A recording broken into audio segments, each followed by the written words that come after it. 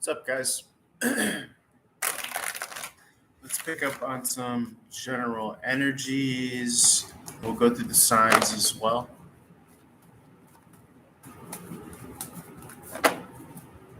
You guys are doing well. Feel free to like, share, follow, comment, subscribe, reach out for one-on-one reading if you want to learn tarot professionally. I have several tiered programs, 300 level, 350 level, 500 level. If you're interested about that, just ask, write a comment.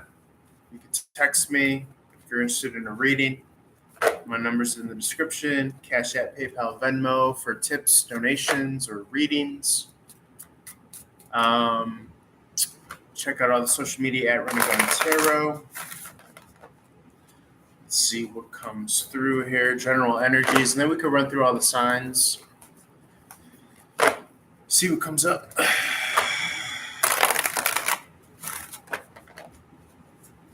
think I'm going to start to record different content for the live stream versus for the other socials. So we'll see what comes out.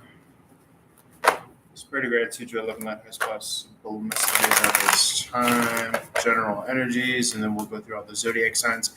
You can actually stay and watch all the zodiac signs as they pertain to the respective corresponding houses, 1 through 12, Aries through Pisces. Just picking up on the energies. Might take some live calls as well.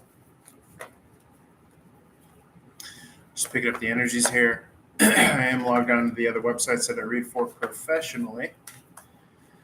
I do this full time as a means of a living and income, so please do tip, donate, reach out for readings. Thanks for all the love and support. It really all makes a difference, even if you're just liking and sharing videos, what have you.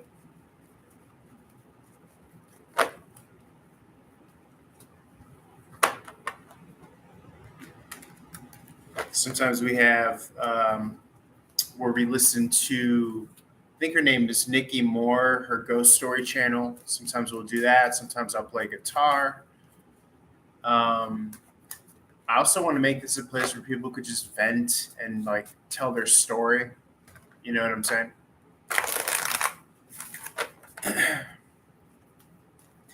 Tell us your worries, your problems, your concerns. Sometimes I'll do free questions. Depending on the energy, you know, it's kind of like a give and take. But you're more than welcome to hang out, pick up the general reading energies, like I said, for all the signs that I'm working with.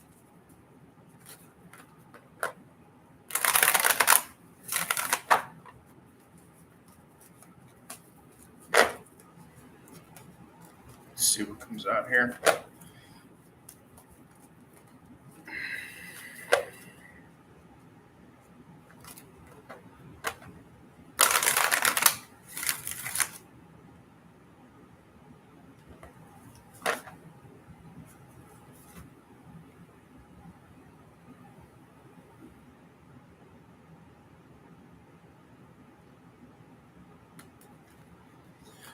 Spirit of gratitude, you love the highest possible messages at this time for the Creative Collective. Satravi. Let's see for general energies. Spirit.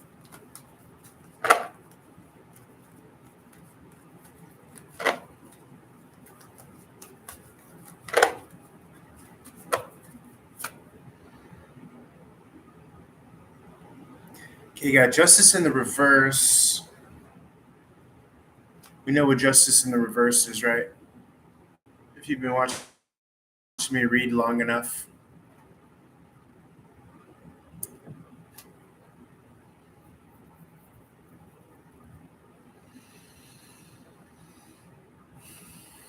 Something imbalanced here.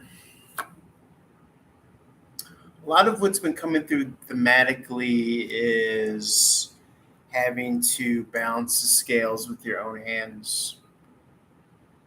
Okay, a lot of emphasis on that.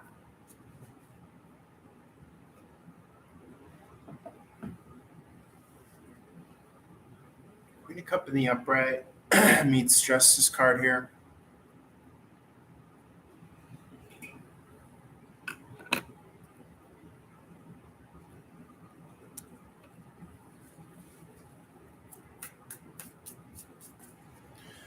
Queen of Cup most often comes across as an emotional leader, someone that kind of rallies the troops together.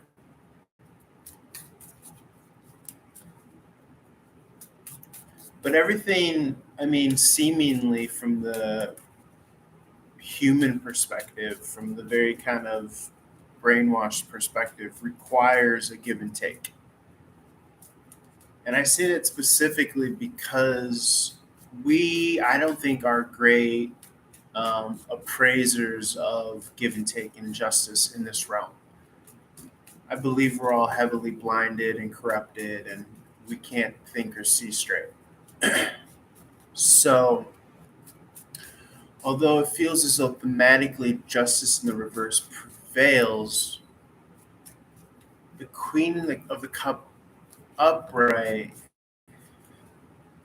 to me, is outside of this kind of money matrix system. Okay, because what she's bringing to the table has not really much to do with any man-made semblance of justice. So the man-made justice here is one that can fathom and reason and make sense of what small aspect of the picture that is seen, right? And the reason why that's significant is because we as people don't get to see the entire picture, right? We may be living out checks and balances that have, stand at the span of lifetimes beyond and beyond. And in fact, I think it really has. So this Queen of Cup comes across as a very organic thing, right? I mean, I think we take too lightly the crown aspect of, what is brought to the table here. This doesn't feel necessarily kind of um,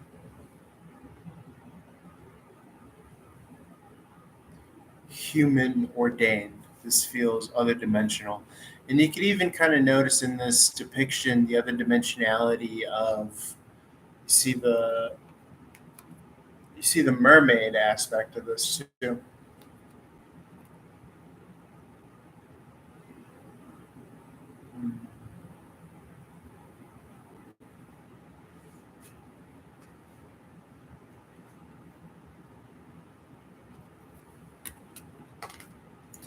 So the work feels kind of higher power ordained as well.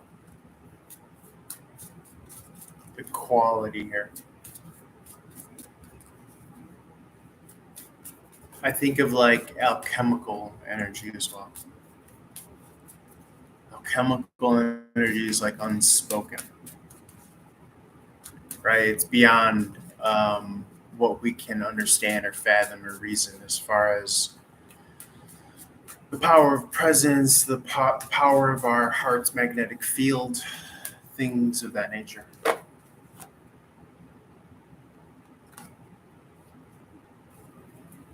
see marriage and union with the Hierophant here. Orthodoxy, tradition, coming together. This is could be esoteric tradition, spiritual, religious understanding of that field as well.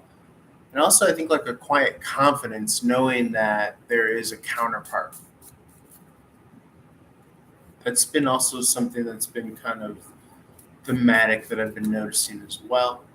I also notice these cubes here. These cubes do represent, I would say, the money matrix, Saturn, all that stuff. It's so funny because I haven't noticed them really. But I would also say that this kind of represents, you can look at this as being outside of the cube. See the scabbard here?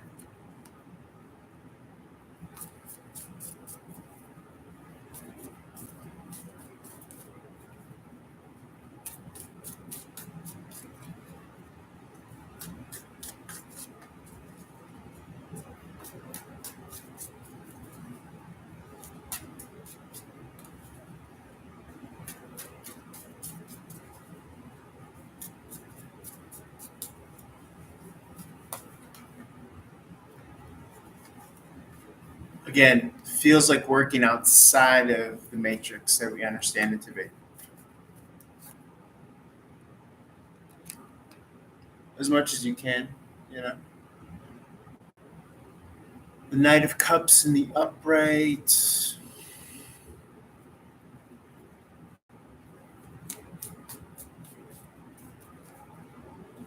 There could be acknowledgement, external acknowledgement.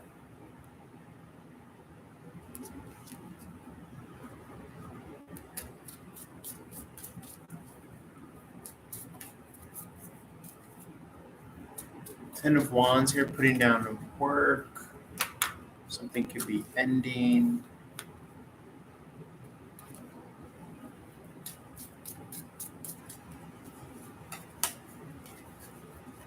Challenging energy here. Confusing energy here.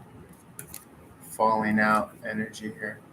I almost feel like somebody could feel as though that they have all the boxes checked, but they feel that something is still missing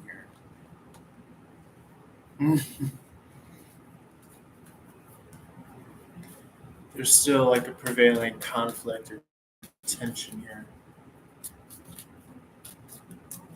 This could also be someone out of union.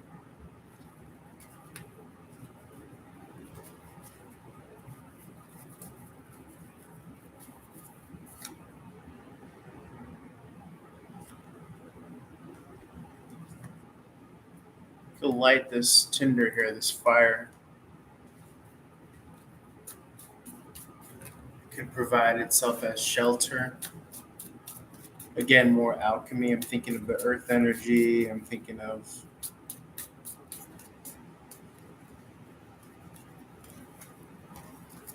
mastery over this earth and fire. It's kind of interesting that the wands are represented by fire, right? It is a very self-fulfilling beginning meets the end, you know?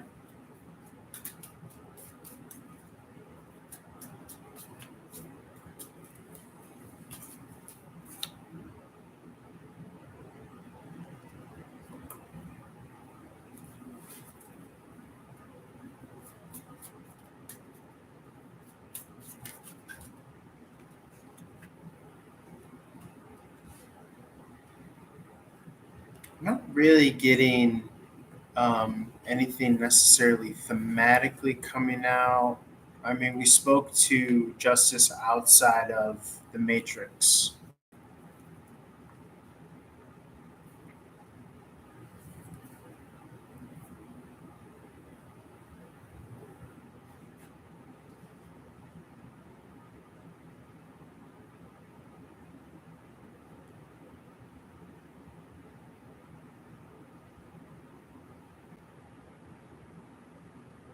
Yeah, someone is greatly reducing their. Speaking of like alchemically, someone is greatly reducing their load or their burden or their responsibility. It's almost I'm getting like a self-appointed or self-granted balancing of the scales. That's how it's coming across. Okay. Do you feel like something is coming from this? Because again, the Nine of Pentacles often speaks to either coming out of being single, so approaching union and or some sort of perk or benefit coming from this. The Knight of Cups implies more of a romantic something coming from this. And so does the Queen of Wands in the upright, almost as though there's a knowing that there has to be a counterpart for this energy. We spoke to that confidence as well that was coming through, right? The Hierophant alludes to this. Queen of Cup alludes to this.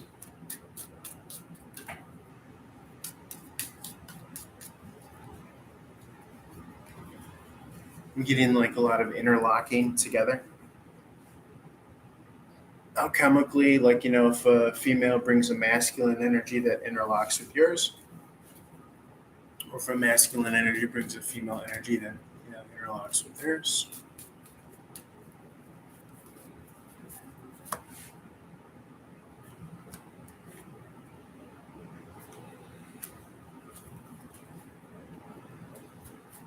A lot of interesting, like, what are you attracting here? What are you attracting naturally? Magician in the reverse at the bottom. What are you naturally attracting? King of Wands in the upright.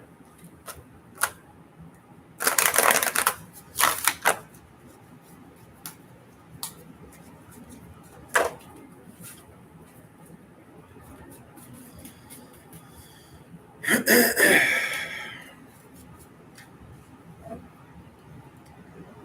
gonna be right back. I'm gonna switch to laundry really quick. Just like to pick up the general energies.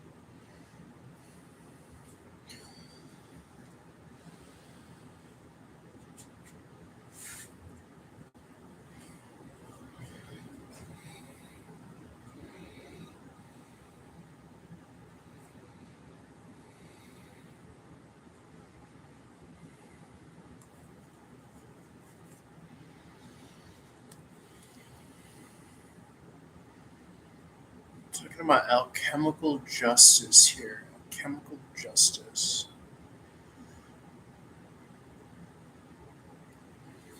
Finding your own person, your own people, your own soul tribe, attracting and garnering. Also getting, ending, giving attention. Okay, let's do this a little bit more.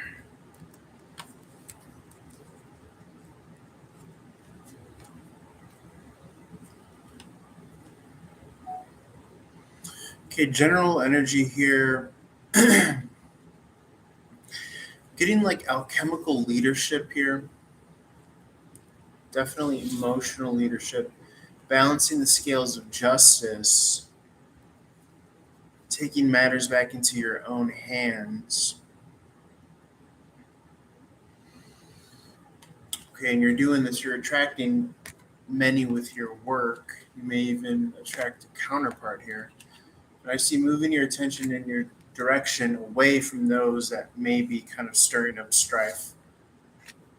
Okay, you see the knight looking in a different direction here. It's almost as if you're looking towards your higher self as well. Okay. You're not carrying as heavy a load in a given direction that maybe you did. You're deconditioning yourself from caring deeply in a particular direction here. I'm also getting a lot of attracting, being mindful of what you're attracting, alchemically kind of interlocking based on your frequency level. Okay, notice the king attracting the knight here. It's all about levels, matching levels here. And we're not just talking about money and social status, right? Because that is the old system, headed out the door. And when you lighten your load of concern over the old world, you begin to empower yourself as the Queen of Wands in the upright. Okay, anything else with this for the general energy here, Spirit?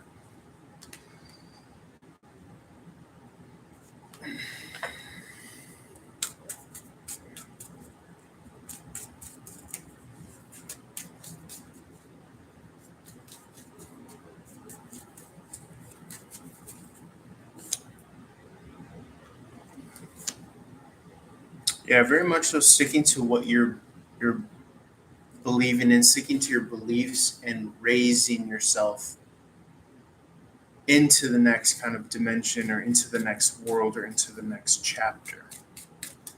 Which kind of, it may take a while, right? It may mean the longer, higher, longer road or route, but it's being true to yourself, true to your heart.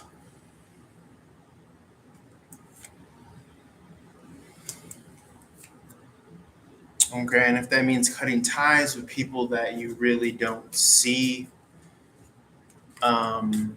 as kind of stepping up for you or stepping up to the plate or to bat, then so be it. I mean, I just see that you're so like well and good on your own that you can move freely in any given direction. I don't really see any inhibition here, which is great. Okay, let's roll on over to the other signs and see what comes out. Reach out for a reading, or if you would like to learn tarot professionally, holler at your boy. 3, 2, 1 on the clock. Okay, for Aries, this isn't premeditated. The general was, but let's see what comes out here. Could be emotional immaturity is reigning in the environment, is in the atmosphere. I'm also literally getting in LA at least it's raining outside, so that could be some sort of expression of built up water, emotional energy. Someone's at a crossroads. Someone feels as though they're coming off as emotionally immature or experienced or ignorant. Feels like you're in replenish, regenerative mode. Okay, this is going to lead to victory. You have your truth. You have your business that you're standing on. And I don't really see you being rocked off the hinges by any means. I do see someone coming across as rocked off the hinges, leading with ignorance. But I'm not really seeing that you have any directionality that you want to share in common with them, anyways. So feels like you're good to go. Why is the Emperor in reverse here? Why is the Emperor in reverse? I mean, I would even beg to not overthink a certain situation. I mean, when someone is triple dark, there's no sense in reasoning with them or trying to grapple with them, or, you know, I'm getting that they need to come to you like begging, pleading on hands and knees, and you could care less if they do or not. You're already moved on. You know what you're focused on. I just feel like you're trying to continue this huge undertaking, building your huge, your own legacy, your own empire. Big thing. That's why the word huge wants to keep on coming out here. Something that's near and dear, something that no one else can evaluate, right? Only you can evaluate and bring this show on the road, the chariot moving forward here. Even if you are the sole investor, Ace of Cup in reverse, Ace being a single energy, singularity energy, you're fine with that. It's coming across as you have like spiritual rank over this individual. Okay. So you are more than kind of self-satisfied in a good way. You're not worried about it at all. You know your truth, your standard, and you know you have options available. It's a matter of what you're willing to do. Any expressiveness on this Eight of Cup in the upright spirit, you know how I like to work.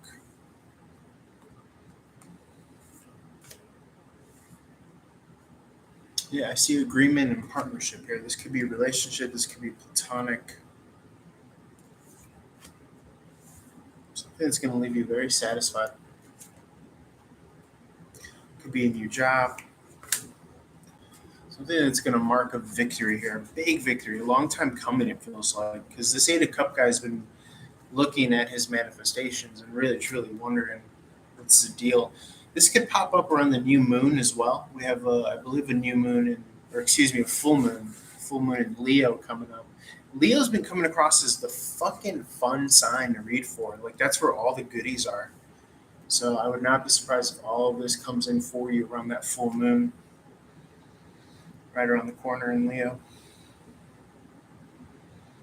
Again, I mean, the Sun card, and this has been like a prophecy since last year.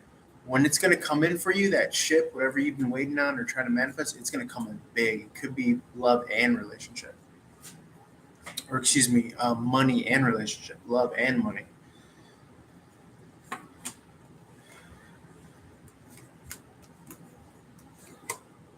Okay, Three of Pentacles, that's a collaborative effort there. It could be work oriented as well. Definitely affecting the finance sector. King of Pentacles in the reverse, Ace of Pentacles in the upright. This is coming across as like a destined, fated checkpoint here. So if you felt like you've been on the bench, it's because you were having to see where you can take matters into your own hands. Remember, the Ten of Swords in reverse has been coming across as seeing the power of the narrative, right? 4 on the clock. The hands hold the pen, and you write the happy ending, and you choose: is this going to be a comedy or a tragedy? So I'm thinking definite comedy, rom-com, lovely vibes here. Let's see what Taurus has to do. If you're not a Taurus, you can still watch. Apply this to your second house in astrology. I'll have more. Same thing with this reading. First house, if you're not an Aries.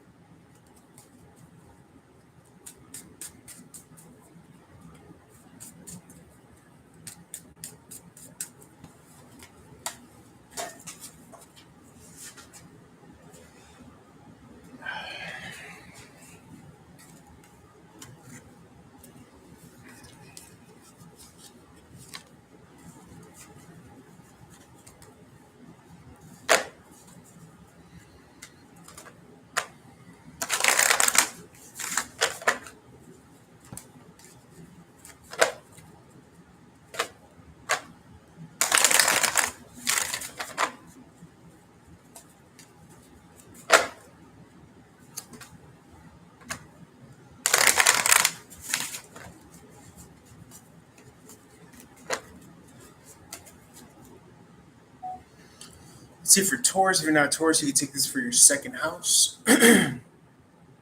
Could be matters of receiving value, worth, compensation. In the spiritual realm, I mean, you come across as ranking like high general level, high general status. You understand the romance of life, regardless of the kind of Babylonian money magic, and that's what leads you to your real full powers. You know how to operate without it all.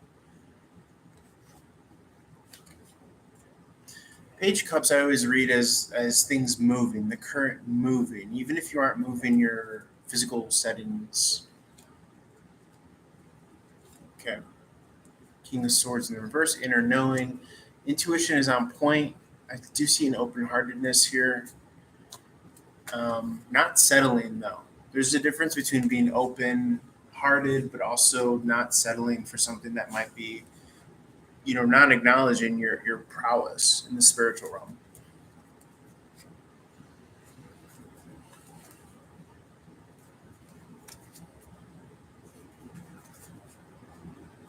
Okay, you have your own business that you're trying to grow. You have your own values and priorities that you're trying to grow and establish here.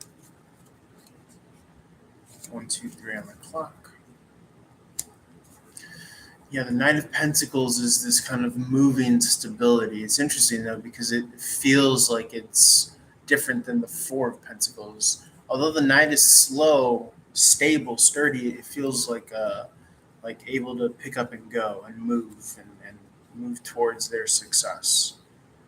Whereas I don't really get that same feeling from the Four of Pentacles in reverse here.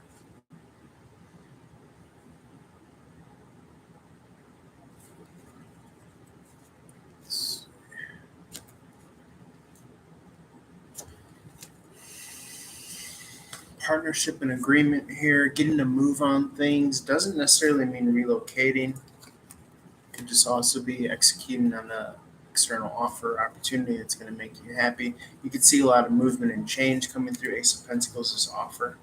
Someone sees your worth and value, wants to sign up with you, take a course with you, offer some sort of employment towards you. Feels like a whole new kind of regime of soulmates coming through in this chapter. And that's off the back of identifying like who's really not resonating with you, who really doesn't get it in this realm, in this day and age, who's in the old world still.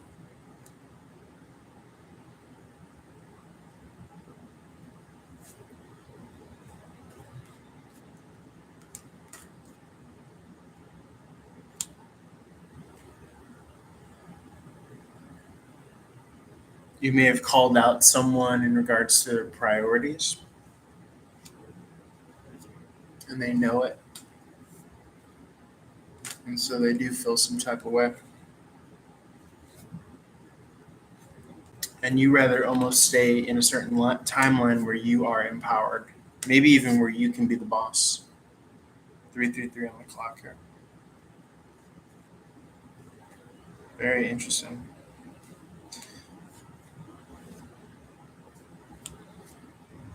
A lot of emphasis on manifestation as if it is coming here, this emotional solace or this wish fulfillment, star card in the upright, in regards to the material or your worth and value here.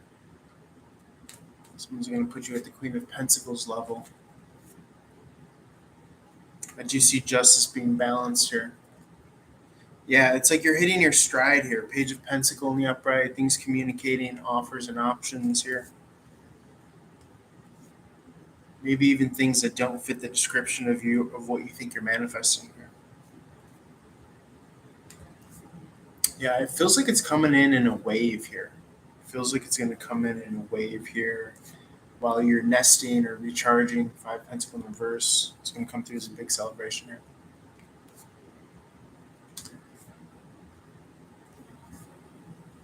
It might help calm things down on the home front for you.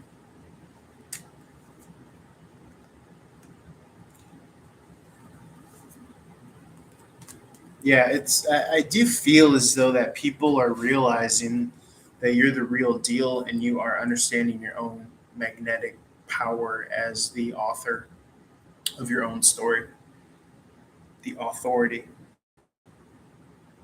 and you are headed right to everything that you're wanting to manifest here, including the twin flame journey. Lover's card in the upright. All right, I'm going to leave it there. It's getting too good. Let's roll on over to Gemini. If you're not a Gemini, you can apply this to your third house. Feel free to reach out for a one-on-one reading, or if you would like to learn tarot professionally as well. For more.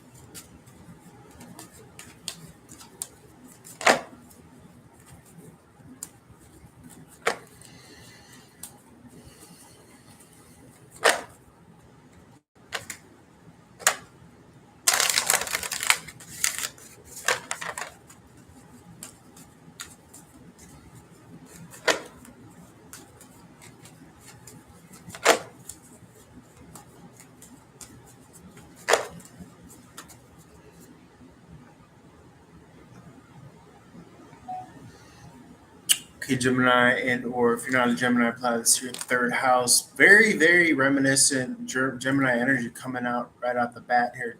The Magician is Gemini energy, Mercury energy, the ruling planet. You got the hot hand, the Midas touch, Master Manifester, Master Magician here. Cutting out old relationships that no longer serve you, false fronts, false alliances or allegiances. Okay, and I'm just getting that you're happier than a clam because that's opening up a lot more for you as far as your soul family, your soul tribe that you get to pick and choose, right?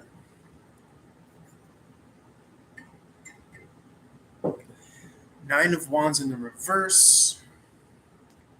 You're not burying resentment or what have you. You know the truth. You know your story. You're still being expansive, expanding your heart space, opening up your heart space, choosing love and happiness and wholeness and fulfillment here and now.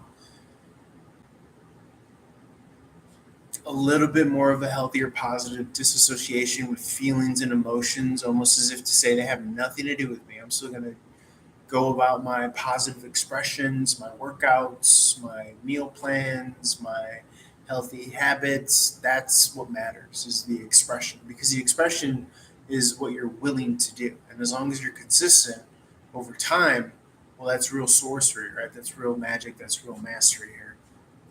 And you see a collaborative effort here, almost as if to say someone is willing to work with you. You're more than happy to do so. Yes, that Knight of Wands in the upright.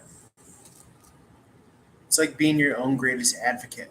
With when you are acting consistently, you are your own greatest advocate, and this is why this Knight of Swords is come. He's been coming through as your manifestations, magnetically, electromagnetically charged, so that this unstoppable force meets this unmovable object, but in a good way.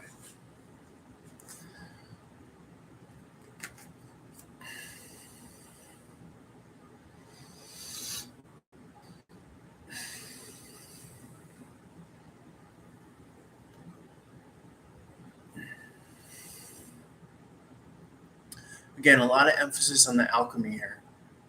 Okay, the alchemy of Gemini, Taurus, um, Sag, Scorpio. Okay,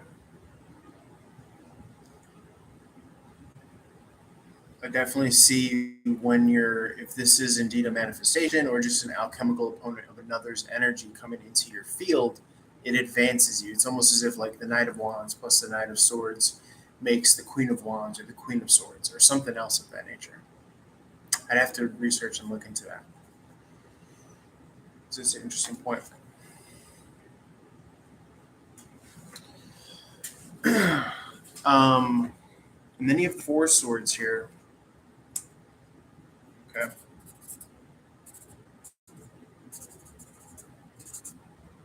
Which is rest, recovery,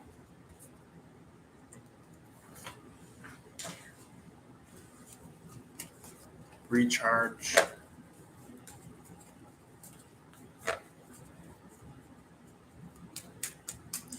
Getting like care available and present for your manifestation. Also, the manifestation aspect is not just like receiving like something concrete, tangible in your hands. It's also about building a lot of momentum in the moment, almost as if you're realizing like a secret garden or a secret doorway in the moment.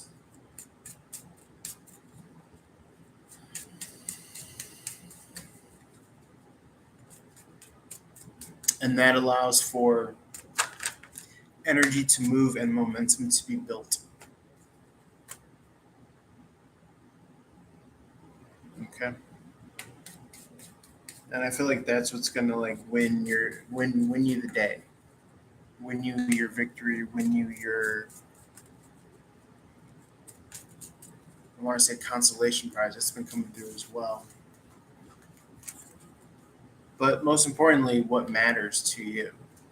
And again, that can take the form of something external, tangible coming in, new job, new relationship, but it's also finding out how to get the most and the most efficient way to go through your day.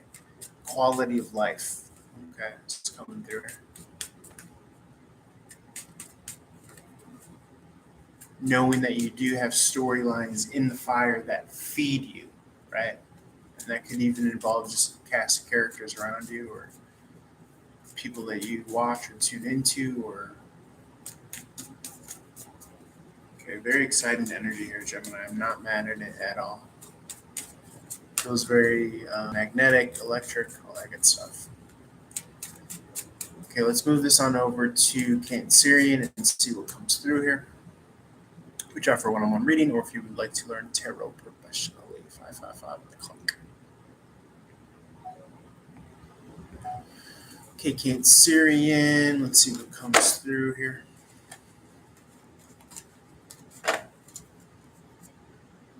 Fourth house, if you're not a Cancerian, apply this to your 4th house. Something is not illuminated here in regards to stability. We addressed this in the last full moon in Cancer. Queen of Pentacles coming through here, though. This could be someone who holds a lot of weight, say in the matter, or someone who could provide a very strong opportunity. Somebody could see your value or your worth as well. You're coming off as cool, calm, and collected, though. I don't really see you tripping about anything. I feel like you understand that you have a lot of good karma and you're on your dharmic path. So that I think that that is what gives you a lot of confidence here. Star card with the wish fulfillment as well. It's almost like you know that you're due up blessings or opportunity or something of that nature.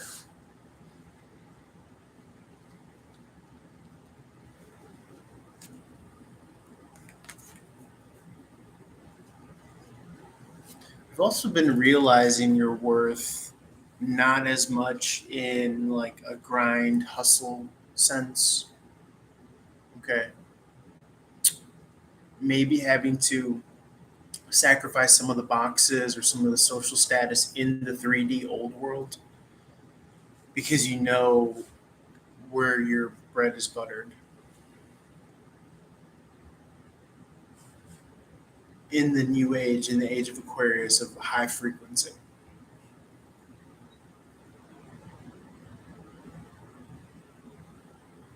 So you're keeping things afloat, but you're relinquishing. It's like floating in the water. You're letting go and relinquishing more. Here is how it comes across. I call it leaving extra room at the top for cream, or the special, or the wish fulfillment coming through with the star card.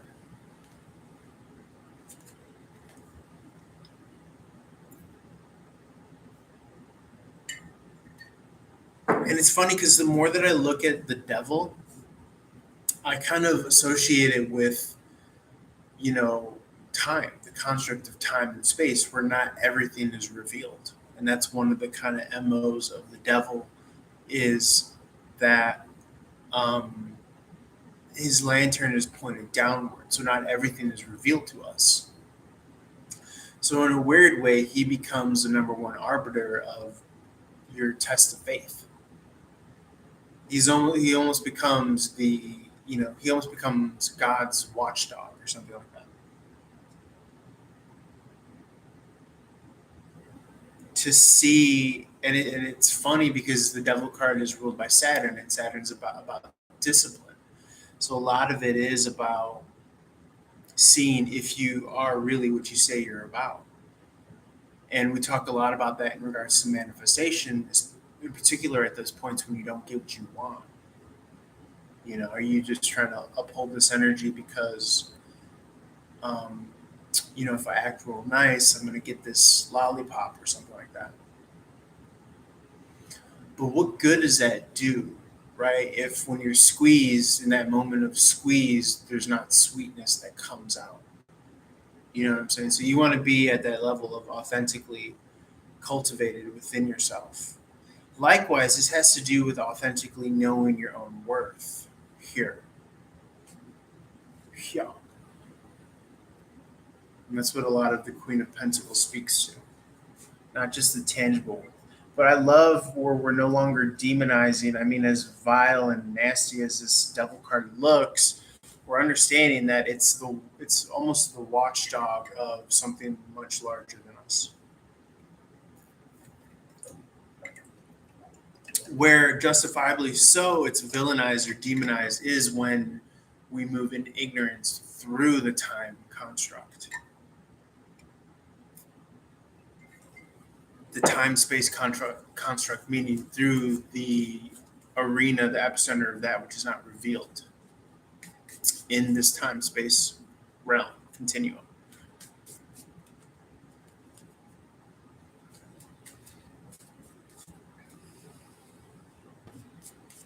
So it's a very interesting, different energy coming through with this guy because you know that something is worth it because you're not playing in the time construct. We spoke to that in the general reading too, when I noticed that the Hierophant energy were outside of the cubes. It could be envisioned as if it's outside of the cube. Remember, the cube is symbolic. I'll try to find her for you here. The cube is symbolic of the time space construct, right? You see the backdrop of the cubes here? Well, the cube is the six, and the six is time. right? 666, Saturn. Saturn is Chronos. And so when you're operating outside of the matrix, well, some would say you become a virus, right? Something or someone that can red pill other people, something or someone that can be a major player in the downfall of the current matrix, which, if you haven't noticed, is on its last fucking gasp. I mean, for as much as I think that I'm going through and that I've been through, I mean, it's a 5 round fight, and I don't see any cuts. I don't see any bruises on my face. So, you know, we could talk about that, but let's roll this on over. The energy's getting too good. Let's go on over to fifth house Leo. Fifth house Leo usually brings out the hydrogen bombs and the hydrogen jukebox, for that matter. Shout out to Charles Bukowski. LA, if you know, you know. Let's roll on over. I think that was Cancerian. Hey, what's up, Jen? Thank you. Let's go fifth house Leo.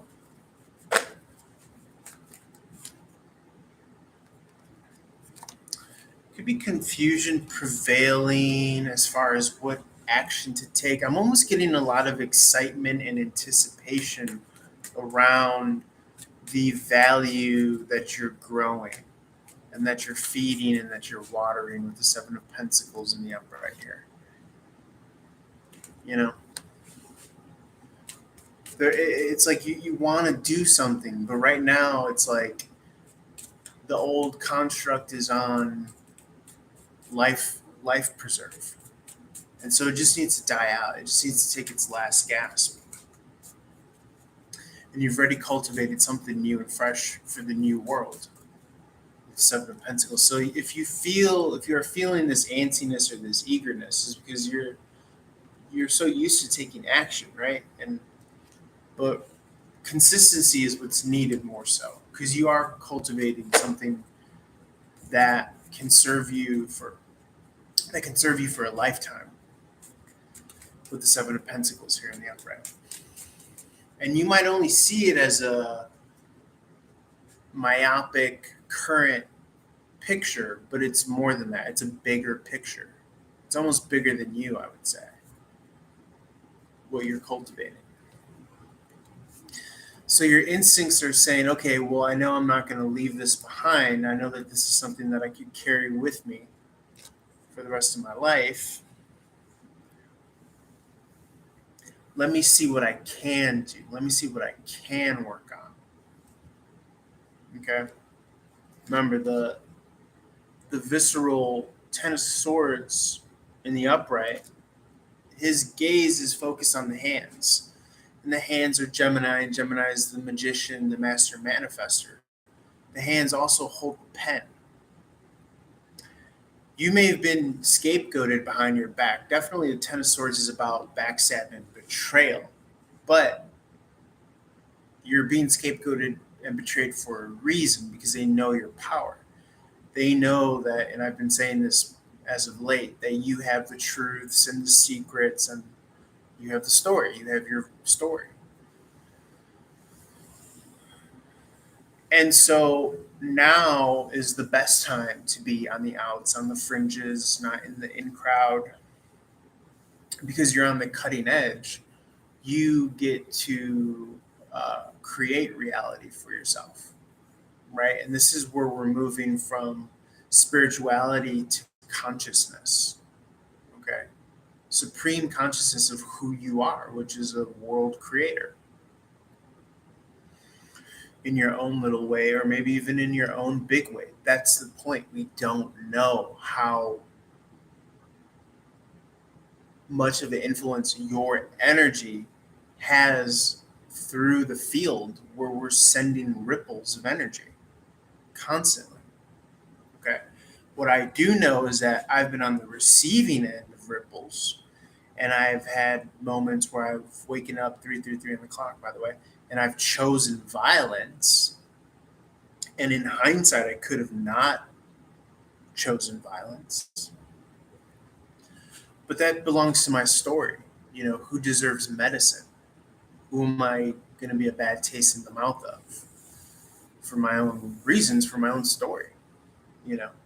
But the point being is that it could be that energy can serve a positive awakening or a red pilling of those that are still in the old world that may have propagated this betrayment. You know what I'm saying? So part of your, as a magician, as you come into your own as a manifester, don't get it mistaken, don't get it twisted. As a worker of light and love, I mean, there's such a thing as tough love that you could send out, and really affect with ripples, you know. So there's a lot of responsibility. There's a lot of onus that comes with that as well, because you can also transmutate the energy, right? Um, you've lived and died so many times. I mean, to the point where like you open-handedly accept jumping timelines, you know. Um, and so you're on the ladder, right? You're on Jacob's ladder, if you will. Um, and that it's funny because when you take into consideration frequencies, you can see where you've come from and who's still below you on the rungs of the ladder. Um, but if you're headed up, you're headed up. You know what I'm saying? And sometimes if you try to reach down and pull someone up, well, they might drag you down. So you have to take that into consideration as well. A lot of interesting irons in the fire, though, in this read. You are at your full magnetic empowerment, though. Is what I'm getting. Okay, and I'm also getting like runaway train, catch up season. Okay, because a lot of people are slipping off right now, and so this is where you gain traction and momentum. A lot of people are falling off. Okay, but you are at, like, I'm getting like black belt level, coral red belt level of this spiritual, ninjutsu, jujitsu, you know. Um, so consistency will win the, the storied life, you know. Okay, this is getting too good. Let's roll this on over to Virgo. If you're not a Leo, again, feel free to have applied this to your fifth house in astrology.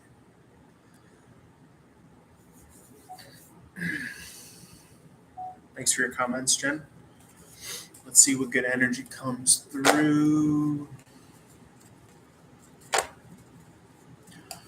Let's see what good energy comes through. 222 on the clock of that comment, Jen. 1222. So Virgo, if you're not a Virgo, you can take this for sixth house cross watcher. Knight of Pentacle in the reverse.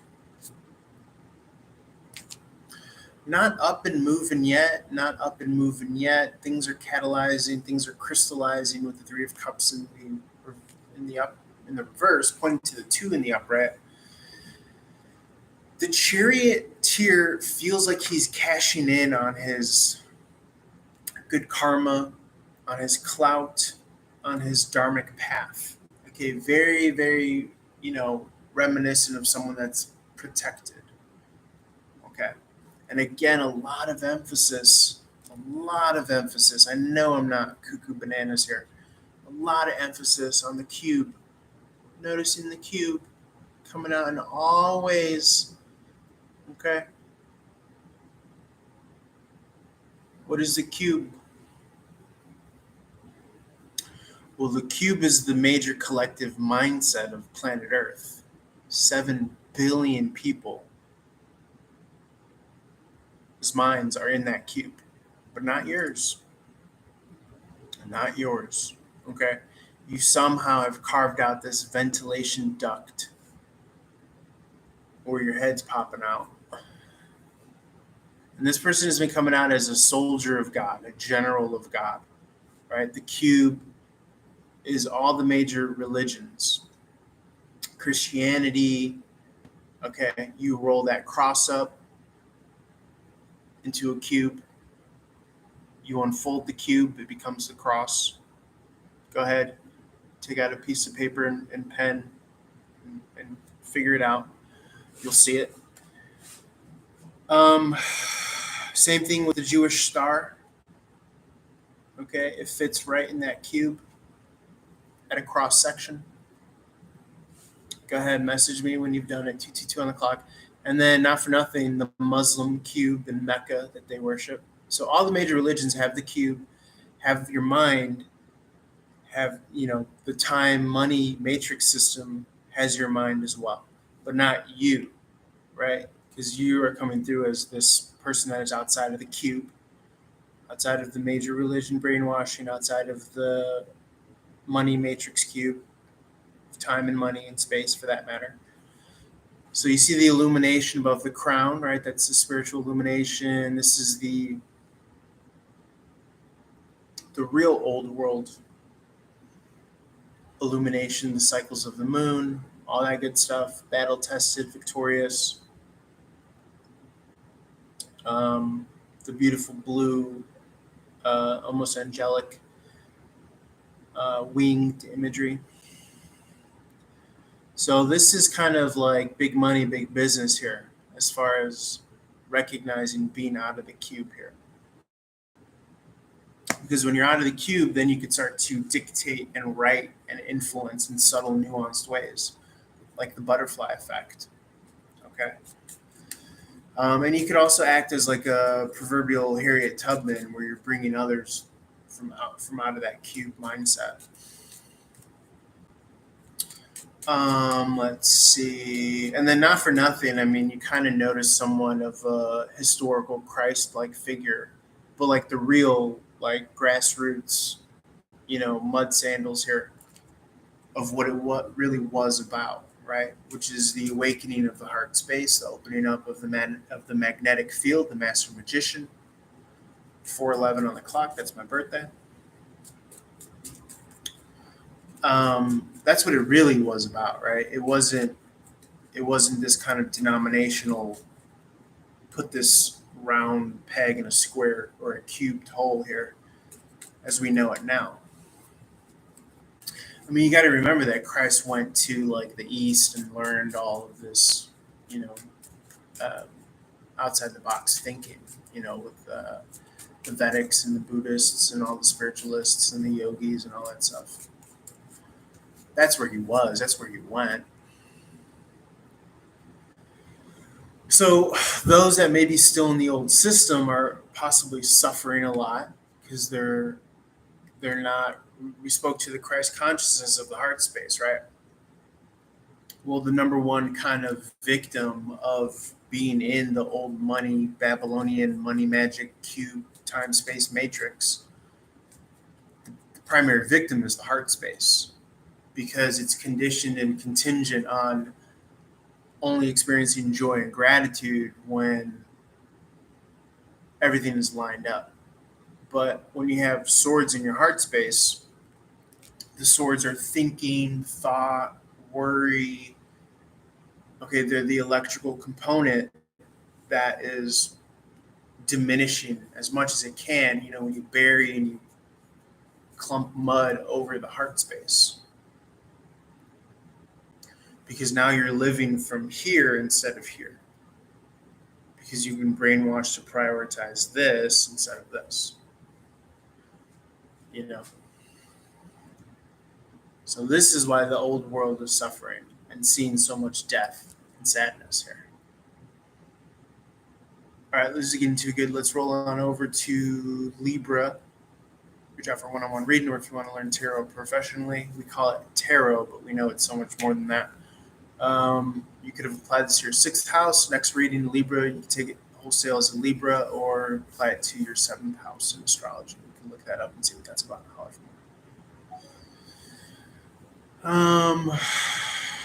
Yeah. Libra and or seventh house cross watcher. You have the Knight of Cups here. The cup, emotional solace, a consolation cup, usually filled with positive emotion.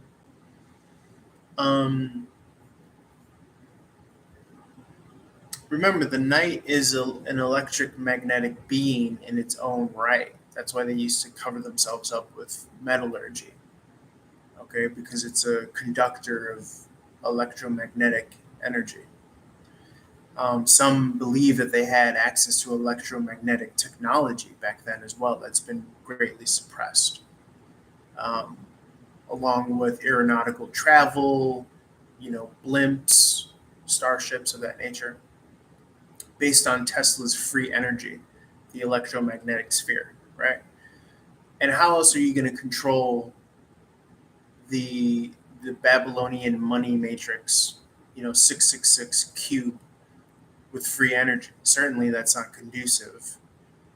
It's conductive, but it's not conducive um, to keeping you, on the hamster wheel and keeping your heart closed, right? You got to understand it's a $1 trillion industry trying to keep you from knowing who and what you are. Okay, which is everyone and everything with a twist, like the infinity sign, right? It's the number 0 with a twist. The lemniscate, the infinity sign, is what it's known as. Um, and you also see the electromagnetic torus field, the human torus field in the Ankh, right? There's a reason that there's the Egyptian Ankh there. The arms in the cross section represent the human with their arms out. Okay, the loop is the electromagnetic from the heart to the mind, back to the heart again. Okay. So you might even be coming across as like a jokester or a trickster because you have all of this knowledge. You have all this understanding, 222 on the clock here. And so you understand that there's a bigger field at play here. Okay. You understand that it's not just the checkers that these old worlders are playing. You understand that this realm is playing for keeps and it's playing for soul and spirit and karma and dharma lines and lifetimes and all this generation lines, all that.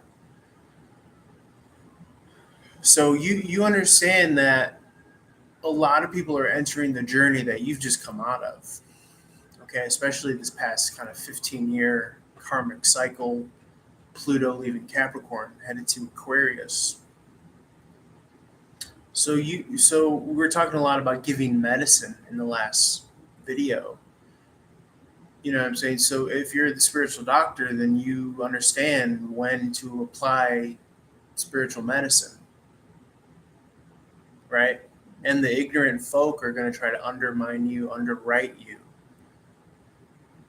right? They're going to try to take your credentials away, but you're so far beyond that, you know?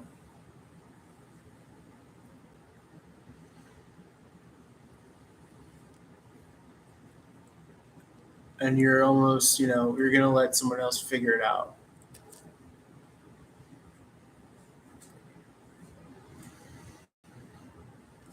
And you may have even planted these swords here. That's the interesting thing, right? You might have even planted these swords that were once planted in you. And so it gives another kind of side to the coin of hurt people hurt people. You know what I'm saying?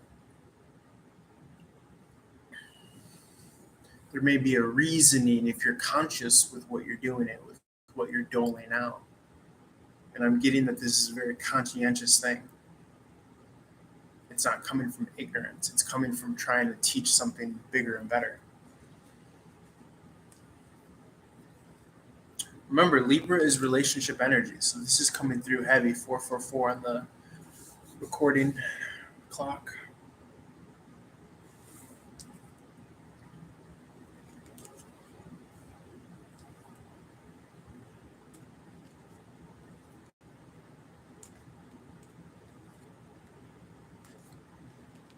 could see in outer investments coming through.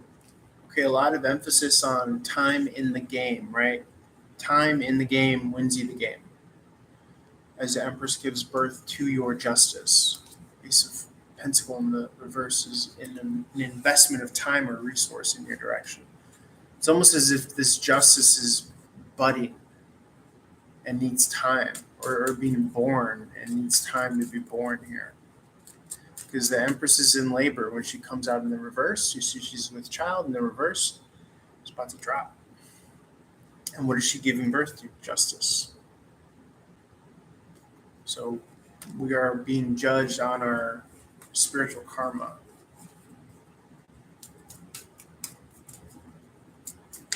Okay, let's roll on over to Scorpio.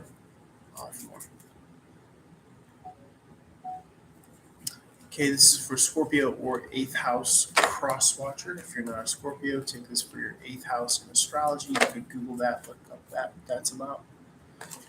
See an emotional investment here.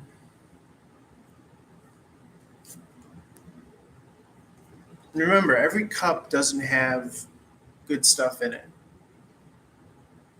Okay?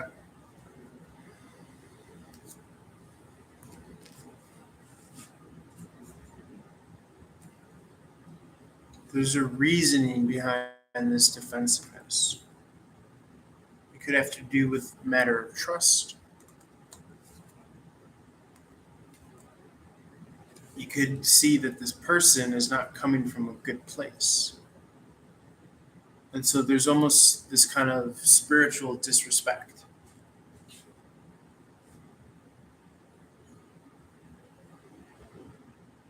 I kind of feel as though this person wants to trade places with you. They understand that they have all the boxes or next to all the boxes checked, but they still feel empty inside and they still feel like something is missing, and they may realize that you're the keystone, the capstone. But you know that you are. You understand that you have the knowledge of the heart. Right?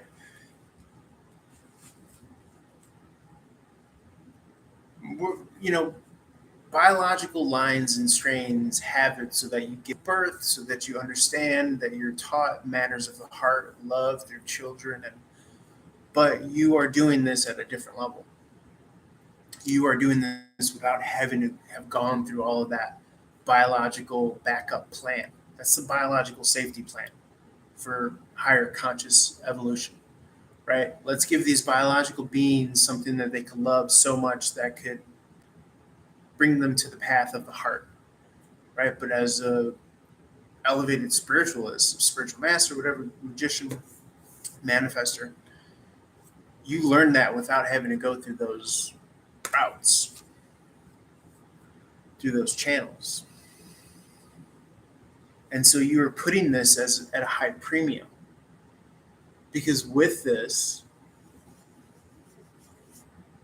road, this dharmic path that you chose, comes the reward of the true authority of the Seven of Wands here,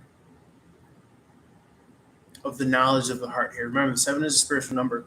We used to interpret this as battling, as defensiveness, but now we're understanding, no, this is the pen is mightier than the sword. This individual has grasped the authority, the authorship, manifest destiny, self-actualization, as Maslow calls it. This is not something that could just be poured on, right? A sprinkle. This is something that has been grown over a lifetime. But it's coming across as someone wants to come through and pour a little water on something that you've been really committed to growing over a long period of time, right? And you're saying, no, you don't understand. I've dedicated my entire life to this. You won't understand the amount of sacrifice until you've lived this lifetime. That's where you're coming across from, and rightly so.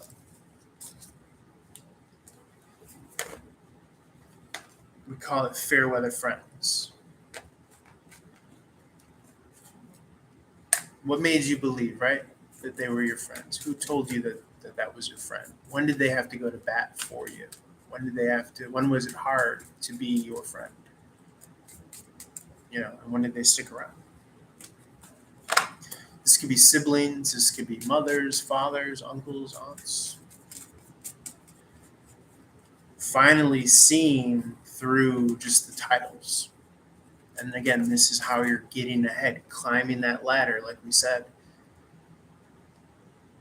because you're no longer working from those boxes that they said to value so near and dear, that you were incorrectly taught to value so near and dear. And those boxes become the cube really quick. Okay, and we all know what the cube is. We've been talking about it this whole time. Go watch the other readings if you don't know what the cube is. 5:05 on the clock.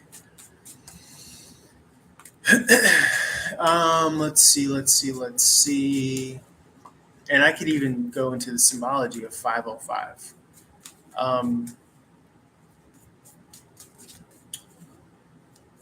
The 5 is Saturn, right? It's the cross over the heart.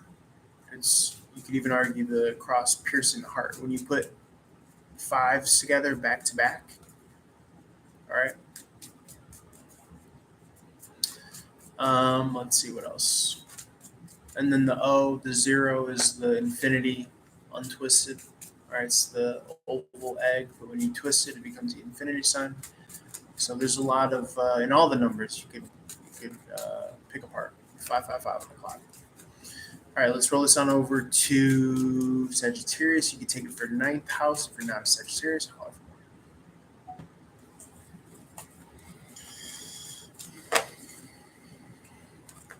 let's see what comes out.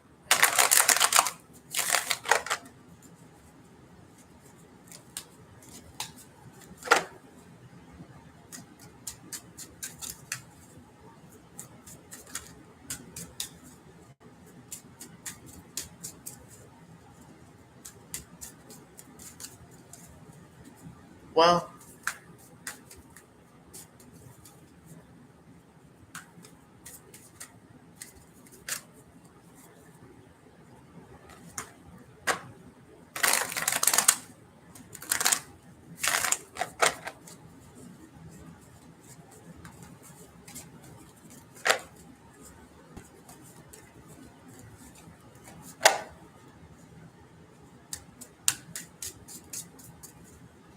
yeah, I think everything is a form of self-preservation as far as like inflicting pain for spiritual growth.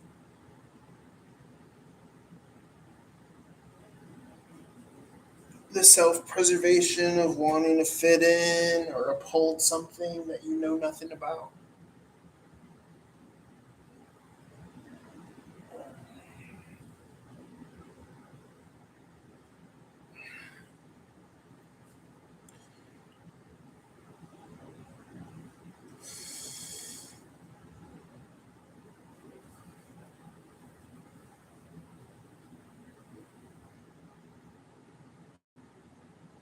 When you're younger, right? We inflict a lot of self-pain when we're younger.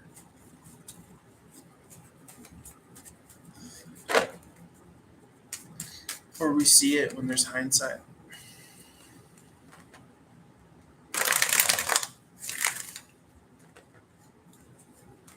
Let's see what Sagittarius.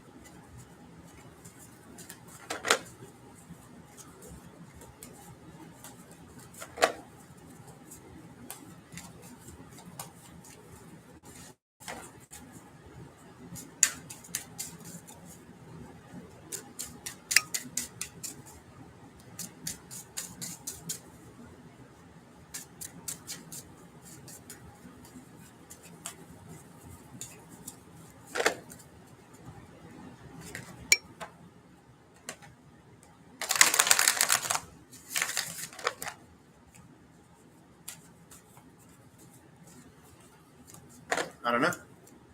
I don't know. I mean, you got like Buddhist monks that set themselves on fire. You got self-flagellation. You got people that drink alcohol. You got there's different levels of pain, and then the reasoning behind it. You know,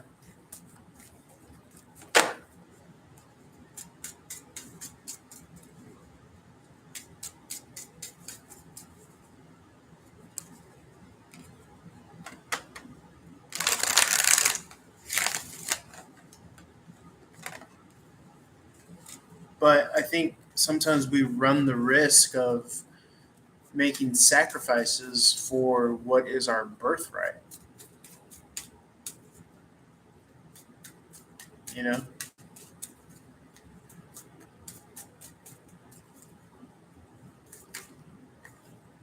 we make sacrifices because we're trying to manipulate, because we don't trust that we are given everything we need, we're given the tools, we're given everything.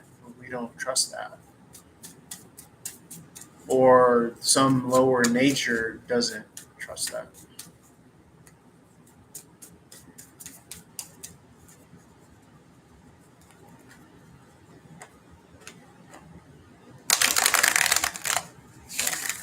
It just depends on where you're coming from, what the situation is.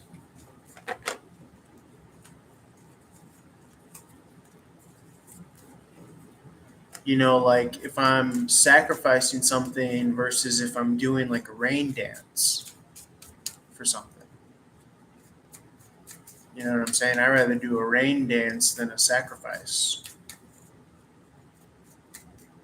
because that's still a sacrifice feels more of like a removed. It feels like it feels very garish, very gross, like just like you know. But like a rain dance feels like you're making love, you know. So it just feels it's like you're praying to the wrong god almost. Like my god is about writing poems and making music and doing the rain dance and making love, and it's like my god gets joy out of when I do that in my life, you know. Some people interpret, like chicken sacrifice, like I'm gonna kill a chicken in a closet and it's gonna be very low vibrational. So it's like, what god are you sacrificing to? What spectrum is your god on? You know? Because I guarantee you, if you want to make a chicken sacrifice and sell your soul, then that low vibrational God will meet you on that level. But what's the price, you know? So I look at kind of sacrifice differently when it comes to pain and you know all that stuff.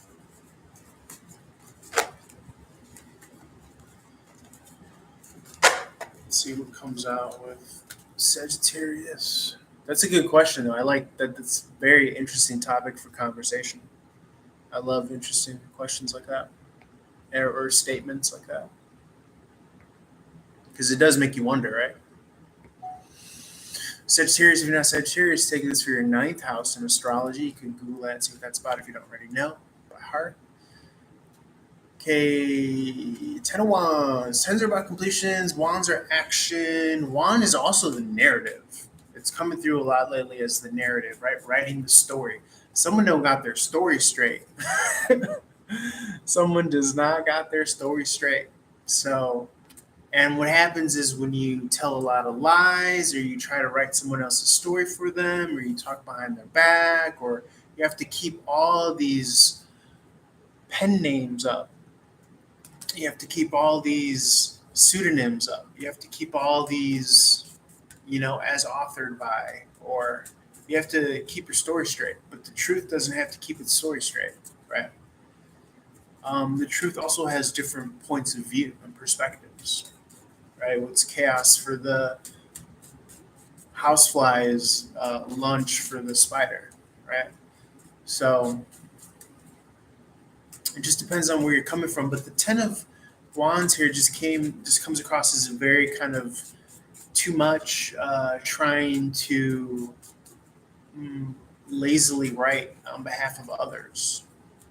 Okay, and so that has to be put down. You have to narrow down and focus on what is the kind of biggest and best priority, and that's going to always be you. Okay,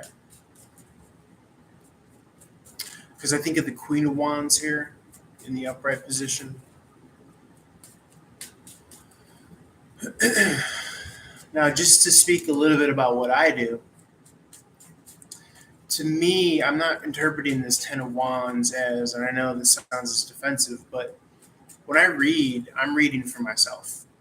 And you get to take part in it if you're resonant with it. I believe readers resonate with their audience, and their audience resonates with a particular reader, right? The cat picks you, you don't pick the cat. So when I'm reading for all the houses, I'm reading for the different aspects of my life, 1 through 12, and I know what the houses rule. So I'm giving myself readings daily, dipping into the energy, looking to the energy. But it just doesn't start and end with me, because we all are co-sharing these, partaking in these energies from the field and from the planet influence and all that stuff. And we're all connected in this web here. So to me, when I'm referencing lazy writing, right, because reading tarot is writing, is manifesting. That's why I always try to read the best and look into the best of it, because I'm manifesting that for myself and for the collective. When I'm speaking to lazy, bad writing catching up to you or being too much, I'm talking about the naysayers. I'm talking about the people who read negatively or talk behind your back negatively. He's so mad because she's so mad because XYZ. Oh, they're just miserable. They're just mad. That's lazy writing. You don't know that person's story. You don't know what they're fighting for, what they're upholding, what they've been through, what they're going through, what they have for themselves in the future, that, their vision, their dreams, their aspirations. So these are the naysayers falling wayside, because what they thought was your story, that they lazily picked up a pencil and tried to write for you, or picked up a pen and tried to write for you, it's not coming to fruition, because you're not stopping. There's no stopping anywhere in sight. Is how it's coming across. So that fucks with their narrative for you. And I'm just seeing that it's just become too much for them to try to bear. Okay, they're clearly overburdened here. Let's see what else comes through. Death is endings. Okay, the ending to their narrative that they try to write for you. The ending or the collapse of the old world, where it's seen a lot of death and fear and no real knowledge or understanding of the truth of this reality, of this realm, right? If you understood the truth of this reality and this realm and how it connects to the next, you wouldn't fear or mourn death as much. Probably mourn it with a grain of salt. The King of Swords, master penman, only writes what he knows. Capricorn Aquarius energy.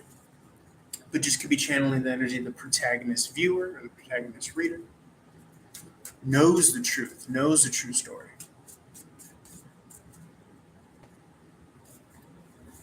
And will only write if it's backed by the truth. This is writing when you're not backed by truth. And so it becomes burdensome, because you have to remember a lot. That you don't know what you said, you don't know what words were exchanged, you don't know what information you gave that this other person shouldn't have at their disposal. But it comes back around to the fact that you must have given this person this information it all comes out 5 on the clock.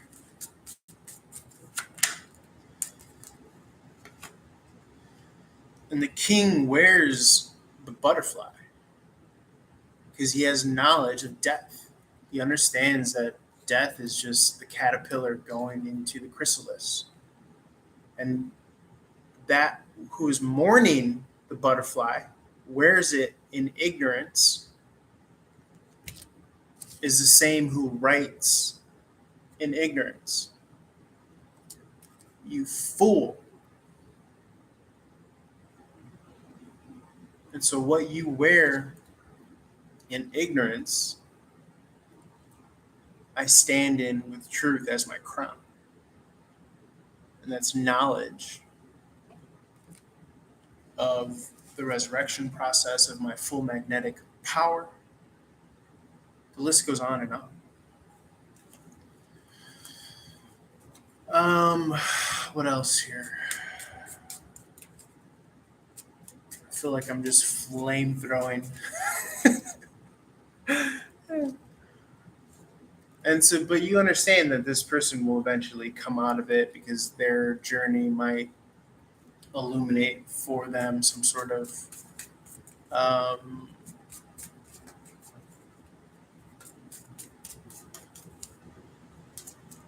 some sort of truth, right? You can't escape the truth. And so there's a built-in safety net, right? Encoded. Reality is so lovely to us that this person at least gets to get knocked on their ass, but the truth, grounded in truth, catches them on their rear. So, okay, I'm going to leave it there. Let's roll on over to Capricorn. Take for your 10th house. Also, if you're not a Capricorn, if you would like a one-on-one reading, reach out. If you want to learn how to read tarot professionally, reach out as well. Capricorn or 10th house cross watcher. Let's see what comes out.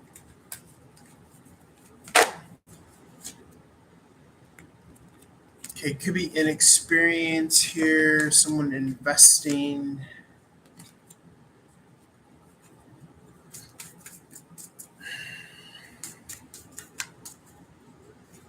Someone who may want some insight as to what you know. I see something of value here. Catalyzing energy, 3 of Cups in the reverse. 10 of Pentacles in reverse. Could be starting your own enterprise or school, opening the doors, working on something big that others know nothing about. 9 of Pentacles in the reverse, coming into love, money, maybe both. Prophecy has been saying both. Okay, someone's priorities are defunct, but I'm getting that yours are finally in alignment. The more that you learn the game of life.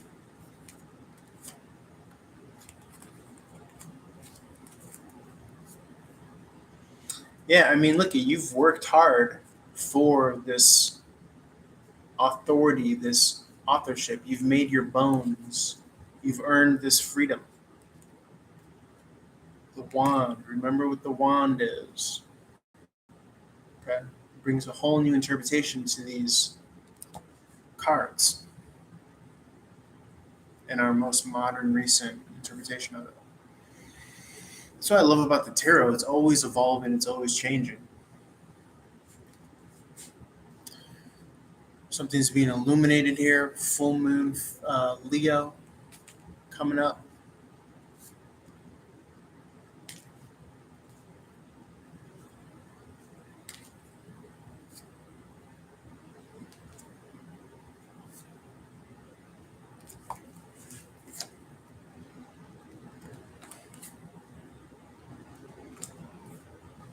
Yeah, I'm just getting that someone like tried to step with you. They were like out of school or out of pocket. They were trying to step to you and they didn't have the authority. Okay.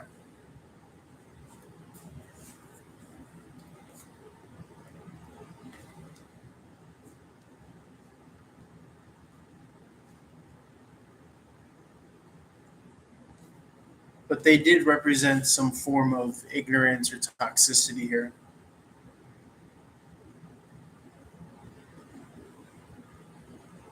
Yeah, I'm again like not to feed a fed horse, but it's almost as if that they tried to write for you. They've been ignorantly speaking your story unauthorized on your behalf. And so you quickly, when the stars were aligned, you cut the head off that bitch. You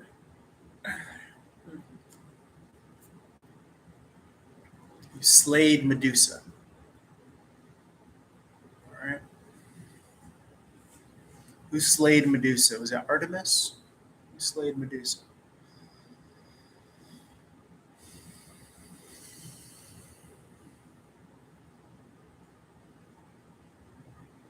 Yeah, because everyone's trying to write the story, but only the victors write the story. Only the winners write the story.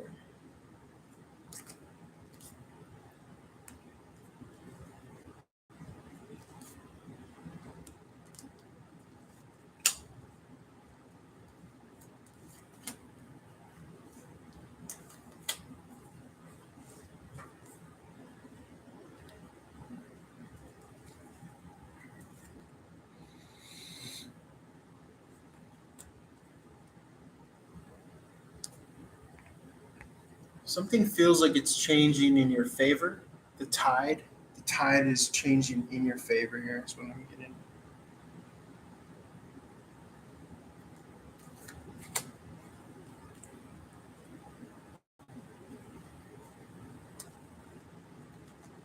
Could be a new work opportunity, or it could be someone seeking out your services as well. Wish fulfillment here. Whatever it is going to put you in a very happy position. All right, I'm gonna leave it there. Let's roll on over to Aquarius. Reach out for more. Take a quick bathroom break. I did get a caller, so I'm gonna try to take them if they call back.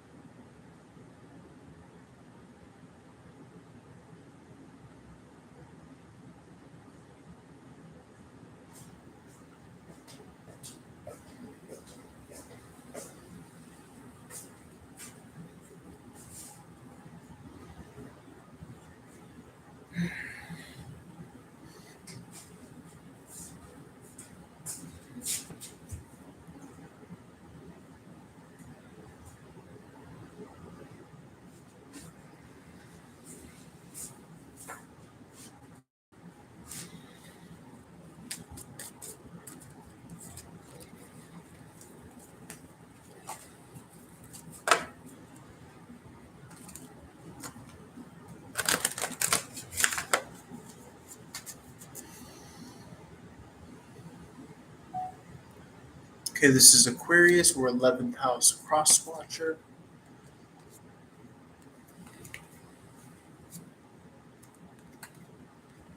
Things may seem destined, faded checkpoints,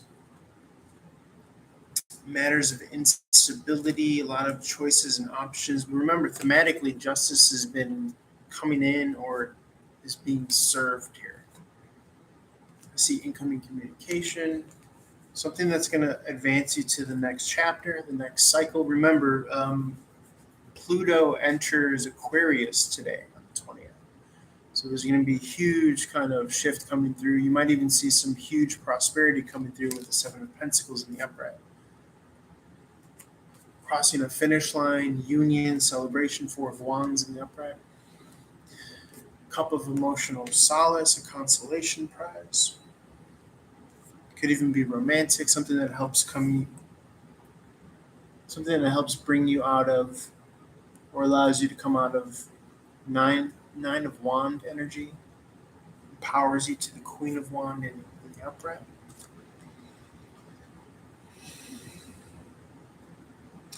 The Nine of Wand is like carrying too much false story, maybe even false hope, false responsibility. Queen of Wand is where it's at. It's a very big pen.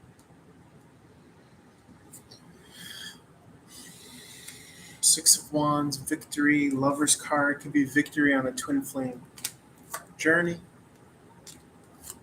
Bringing resources to it.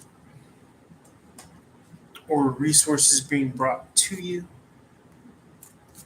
Taking forever in a day, but well worth the wait here. Three of Cups in the upright.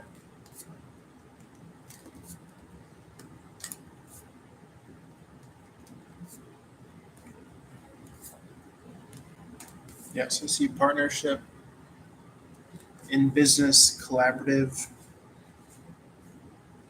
Emphasis on surrounding yourself with good people, your soul tribe. Anytime you get multiple people together, there is going to be a magnetic effect, an alchemical multiplication effect. And ideally, those good people, those tribesmen, those soul tribe members of yours, will highlight and bring out in this kind of synergistic alchemical effect just by the sheer elegance of your radiance, your respective individual personal radiance. You're going to have this positive synergistic effect. So it's going to bring out the best in you. You're going to help to bring out the best in them, which is very exciting. Could be done through the internet, social media, whatever. Emphasis on that Aquarian energy. Remember, Aquarius is groups of people, networking, friends, volunteering, getting together, using technology, all that stuff. Anything else here for Aquarius Spirit? Guys, reach out for one-on-one reading if you're interested, or if you would want to learn how to read tarot professionally. I have courses available as well. Yeah, leaving behind old past contracts to sign new ones. Lover's card in the upright. I'm just getting someone who's very dug in about their twin flame journey and will not take no for an answer. And so if they had to take a high road, take the past couple of years off, they did that shit. And they tore up whatever old contracts were trying to feed on your fucking energy. That's what I'm really getting. And the motherfucker had the audacity to try to hand you a pen, try to promise you the world, and hand you a fucking pen as if you would re-sign with them.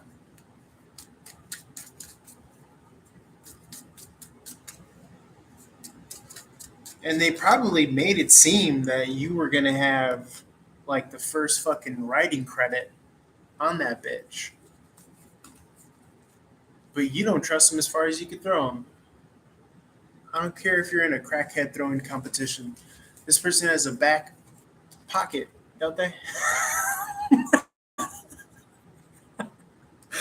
Oh my God, I'm fucking on one right now. What's going on? You're like, no, fuck all that shit. I got my own shit out here. Wow. Deep.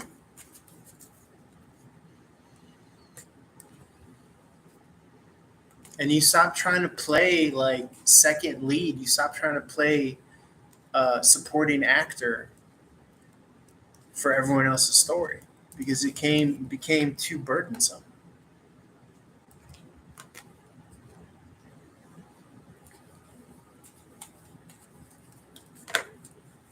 And you may have spent your whole life trying to put all these fools on. I shit you not. At your own sacrifice. And you're like, fuck that. Fuck you. I ain't doing that shit no more. I'm gonna get me a championship ring for my goddamn self. That's so funny. And you could have done it this whole time, and that's where your confidence came from. But you were too kind for your own good. You were too loyal for your own good.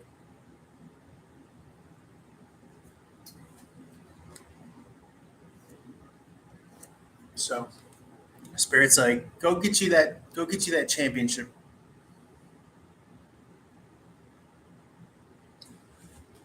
I'll deal with these fools. And I'm telling you, you're gonna be one of the best to ever have done it. I'm telling you right fucking now. Because you are on that twin flame path. And the twin flame, I've said it ever since I fucking came across the term. It's meant to elevate you on your soul path, your life's purpose, your dharmic path to help better not only yourself, you and yours, but the whole fucking world, the whole planet. Easy and effortlessly.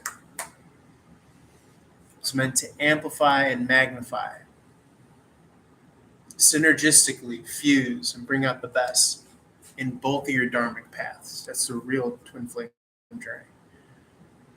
But not a lot of people are willing to go through that karmic one, which breaks the fucking heart open, right? To a certain degree, and they just quit and they say, fuck that shit. But you have a good understanding of it. So you're going to move on ahead with it. All right, let's see what Pisces has to say. Okay, Pisces, let's see what comes out for you.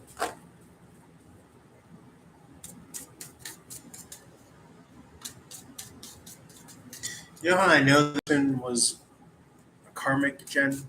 I just had a caller here come through one of my lines that I read for professionally, and they didn't call back. That's how I know that people just be trying to throw me off of my peace of mind. You gotta duck, dodge, and dip, and duck, and dodge, and dip, and dive out the way of that bullshit. But there is an occasion where you play Demolition Man and you gotta blow the shit up. You gotta blow the motherfucker out the water, let him know.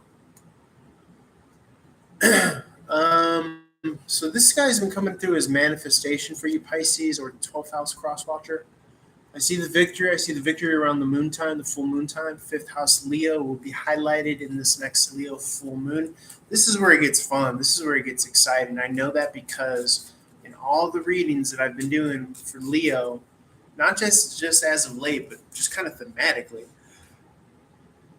they get the funnest readings. They get the funnest shit because that's what the 5th house rules. That's what Leo rules, the 5th house. It's fun, play, drama, comedy, children, vacation, rest, relaxation, all that shit. Creativity, romance, fun, play. And that's what life is. You got to remember, at the end of the day, it's a fun play. And we're all God in drag. Okay? And I don't mean drag time story hour. I just mean we're all fucking God in the drag of, the personal individual, masquerading as a separate entity. But the fun comes when you realize there's no death, there's no loss, and I get to have full magnetic power and authority of this realm, as far as I'm concerned, with my experience of it. And so I feel like that's really going to be coming to fruition here and illuminated.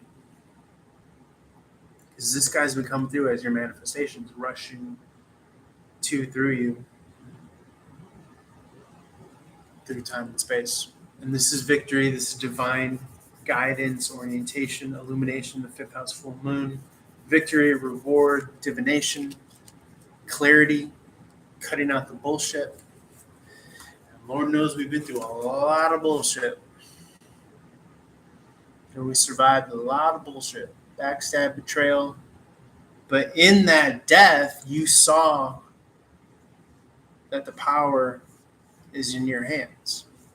So imagine being like that Tom Cruise movie where he's in like war in like 3000 AD, but you get to learn from your mistakes. That's what this is going on right here.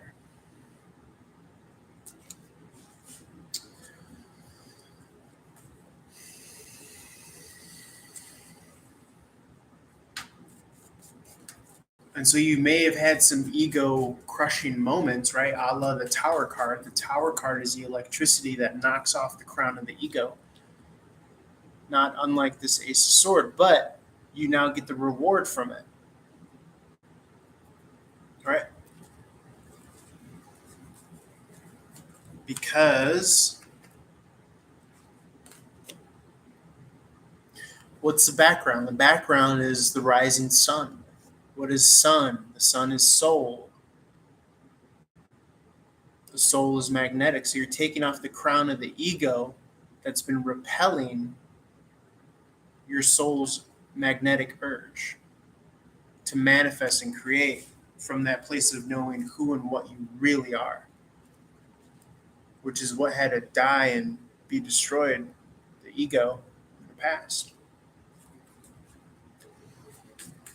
Spirit had to take you to that worst case scenario or that rock bottom to let you know who and what you are. And that's timeless and infinite and able to rise from any and all things, inside and out, back in again. This is the rising sun in the motherfucking background.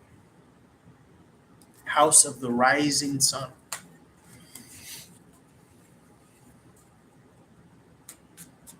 Now, what's the rising sun in astrology? Well, that's your ascending sign, your rising sign. For me, my rising sign is Virgo.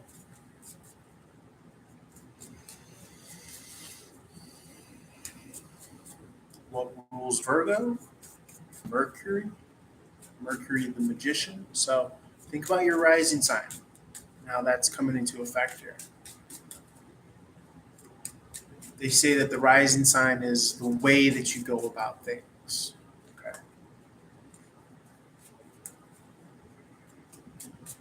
Amongst other things, you might want to look up what the rising sign is, what it has to do with your life.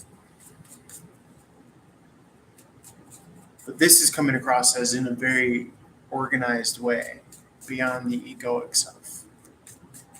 So as to allow, so as to usher in the soul.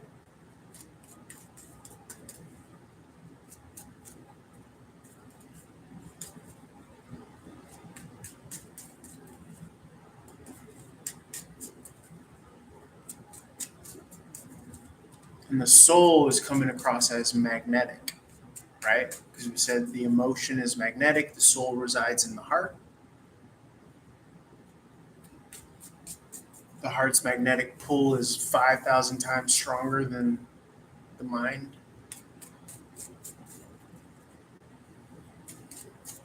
Than the mind's electrical pull. So there's a lot of innuendo going on here.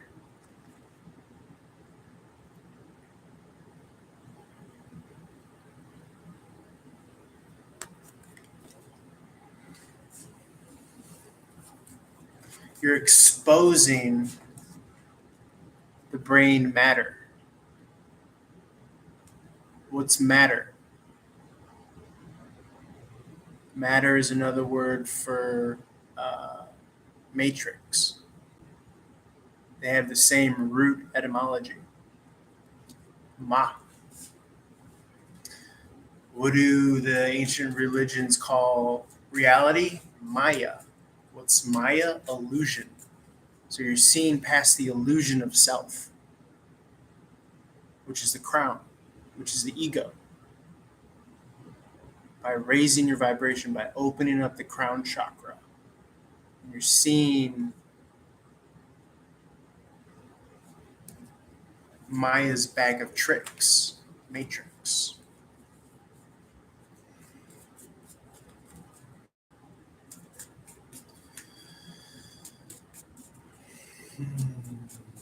We could go on and on. I mean, there's other interpretations that say that the sun is electric and the moon is magnetic. I could go with that as well. But in this interpretation, we're playing on the words of soul. Sun is soul. You got the magician at the bottom of the deck, the hot hand. And we know that the soul resides in the heart.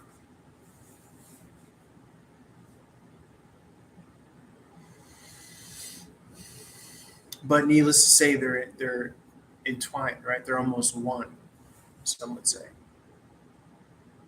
Electric and magnetism, electricity and magnetism.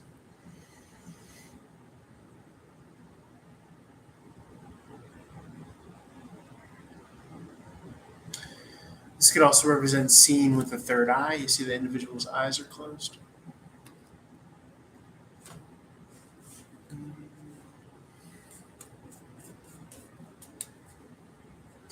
The blue of the skin makes me think of colloidal silver. Right, a lot of ancient uh, religions used to believe in the health effects of silver. They would put their water in silver. They would hold their things of value in silver. People would consume colloidal silver to the point of poisoning themselves, where their skin would appear blue. And again, silver, I believe, has an electromagnetic conducting property.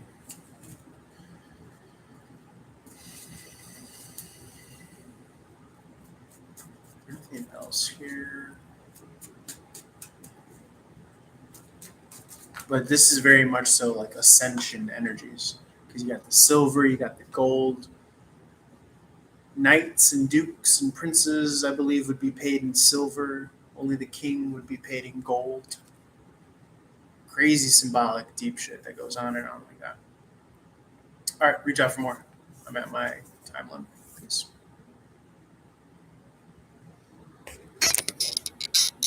Man, we are learning today. We are learning today.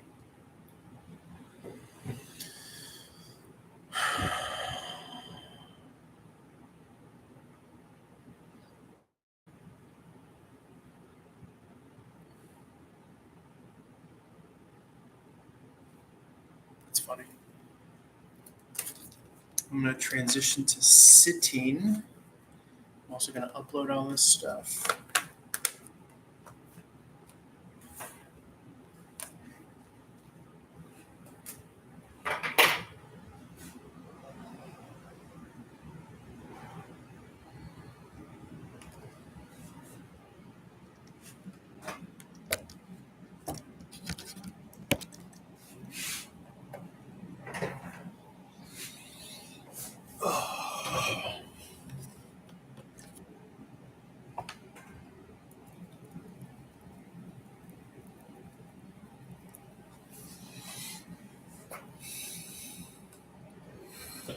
This is rocket shit here. Explore.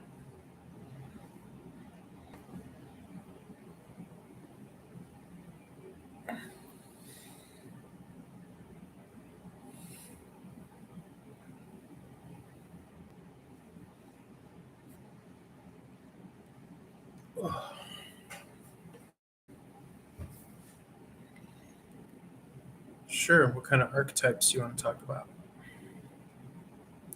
1, 2, 3 on the clock. 1, 2, 3 on the clock.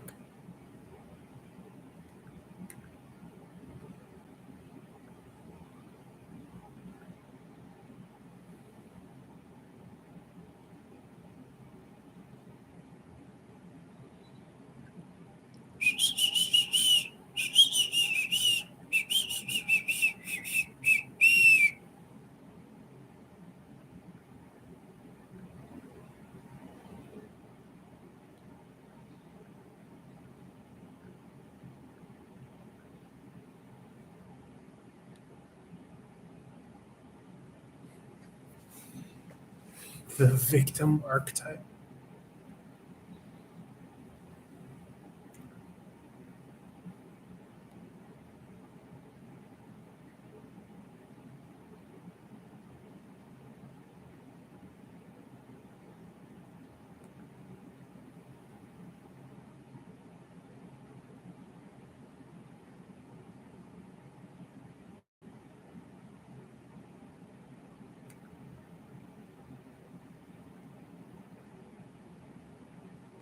Yeah, I mean, I think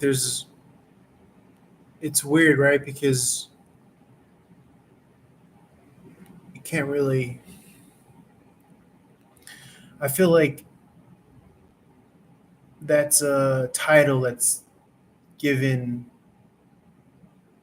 from the outside to a person that's experienced maybe a crime, you know?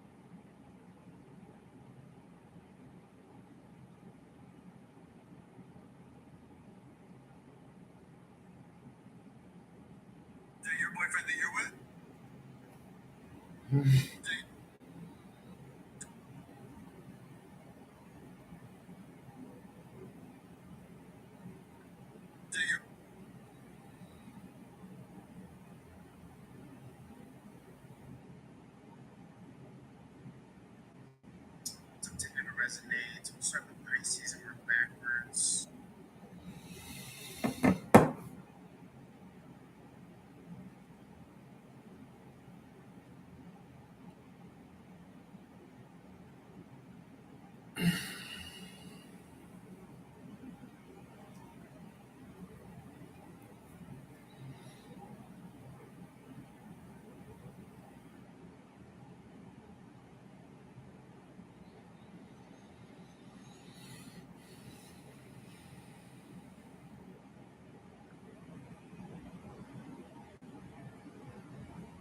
I don't know. I think like a victim is just someone that doesn't have experience.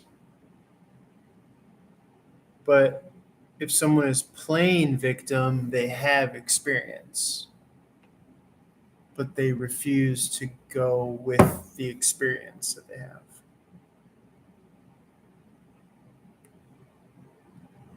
Something interesting that I did see here was the Ten of Swords and But my first thought was that victim is usually a title ascribed or assigned from an external source to someone who's unknowing, like a victim of a crime or something like that. And then you have the other side of it, which is a manipulator. The famous one that we all know is where an individual plays victim, even though it's unwarranted, seemingly. Right? When you play victim.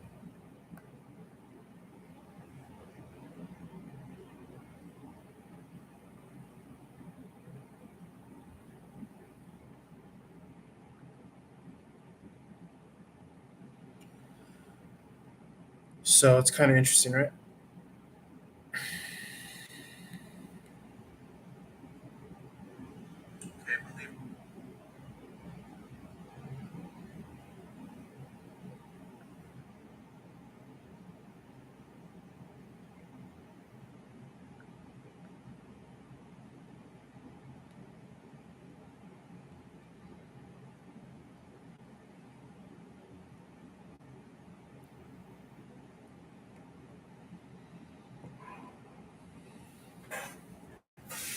Get some popcorn.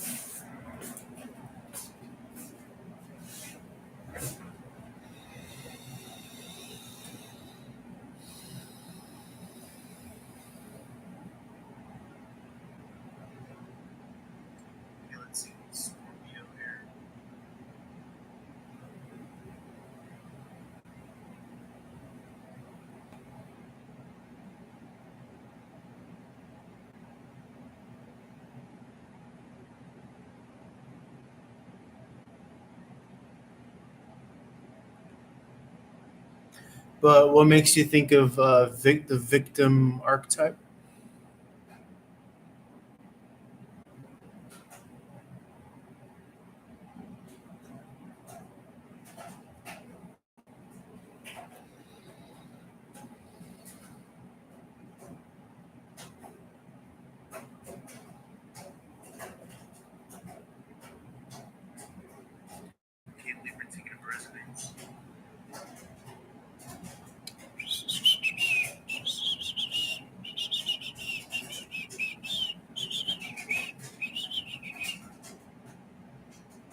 So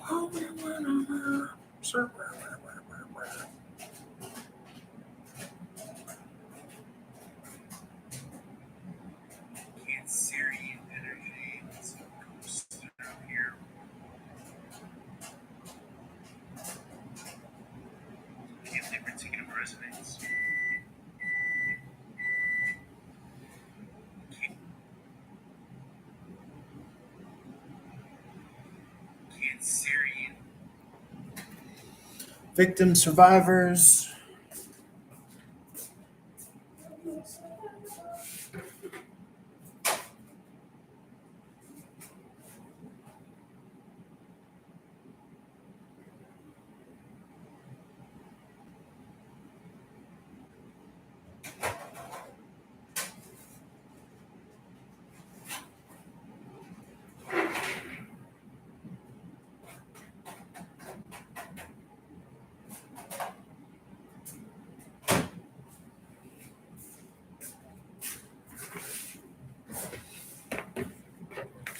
Yeah, but I think survivor is a little bit, in my mind, pejorative,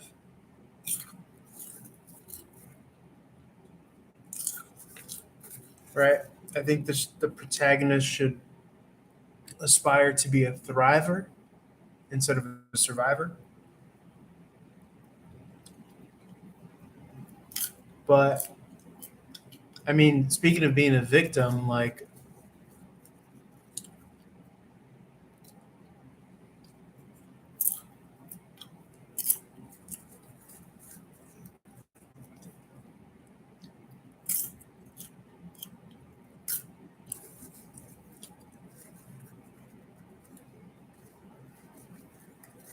being born into this reality is like, you know,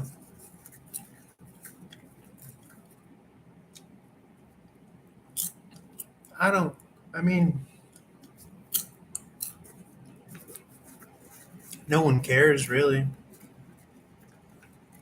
I think we confuse people having a bad opinion of us as them caring. That's not caring.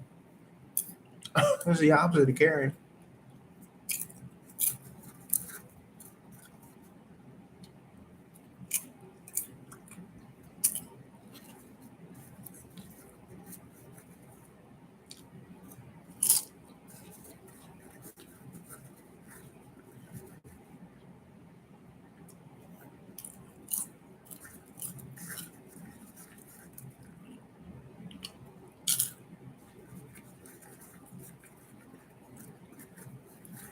That's what I'm saying. Like, I could claim to be a victim to language, right? Like the word survivor.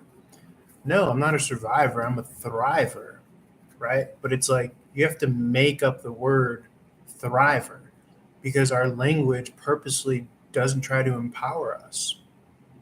You know what I'm saying? Like, what's the opposite of suicidal? What's a word for that? Let's make a fucking word for that. I'm a livicidal, right? I want to fucking live. I want to murder this life. I want to kill it. I want to do the best fucking job that I can.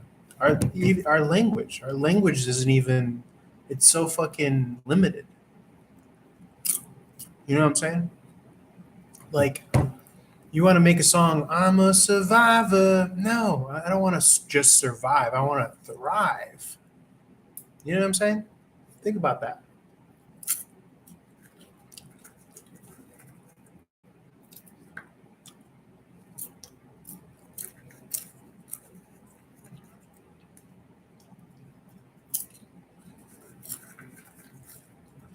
I'm not a victim. I'm a victor, right? I'm victorious.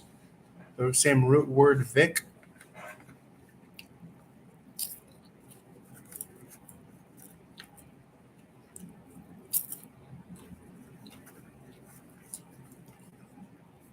I'm not a victim. I'm a victor. Victor.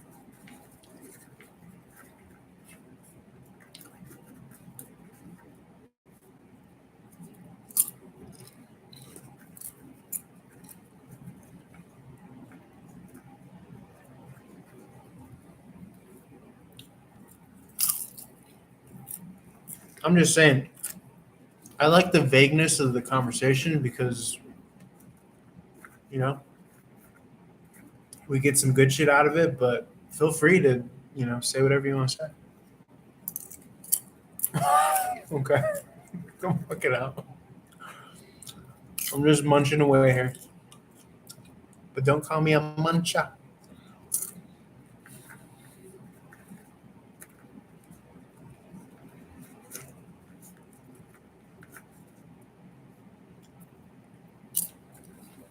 Okay, let's take this for Gemini. Yep.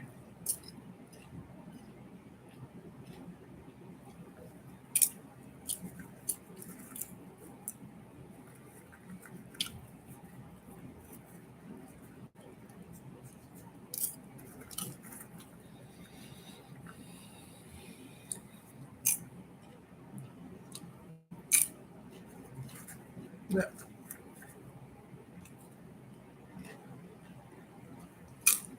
Taurus. Or second house cross watcher. King of Cups.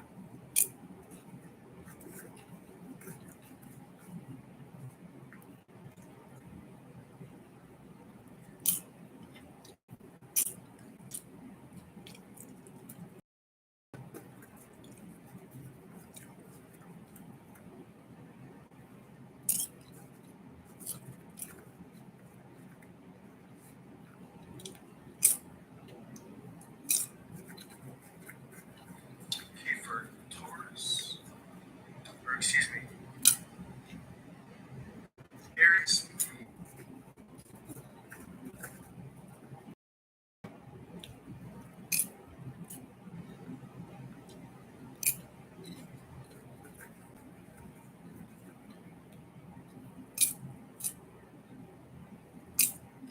Let's just see what comes out for general energies. You got the World card in the reverse. Second and third chances, resurrection, you start. So it's almost as if you had an opportunity to resurrect something, but you're more.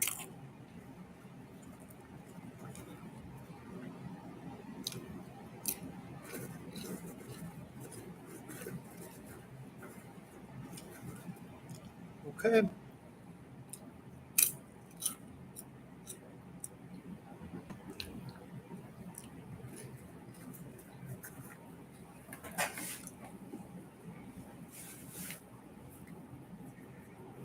Okay, let's take this for Gemini. Yeah, all these C is this, right?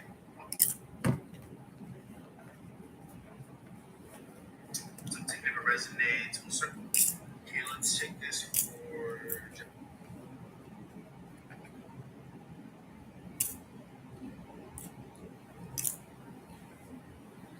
Something. Okay, let's take this.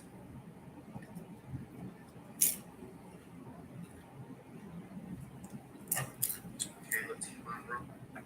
Okay, let's take. Okay, I believe we're on Sagittarius here. So it's pointing me. Okay, let's take this.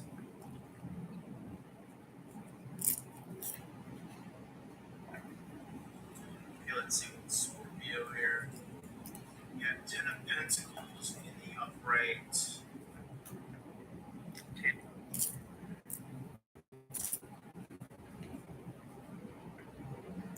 okay, particular resonates.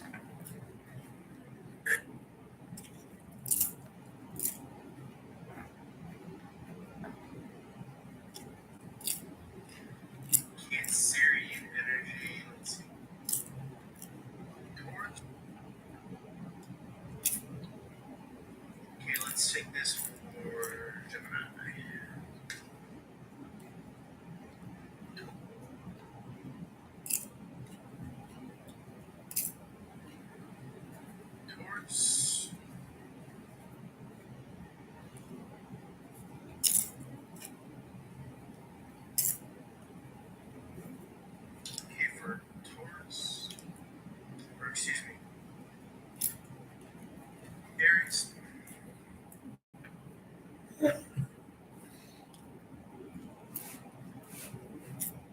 Lying about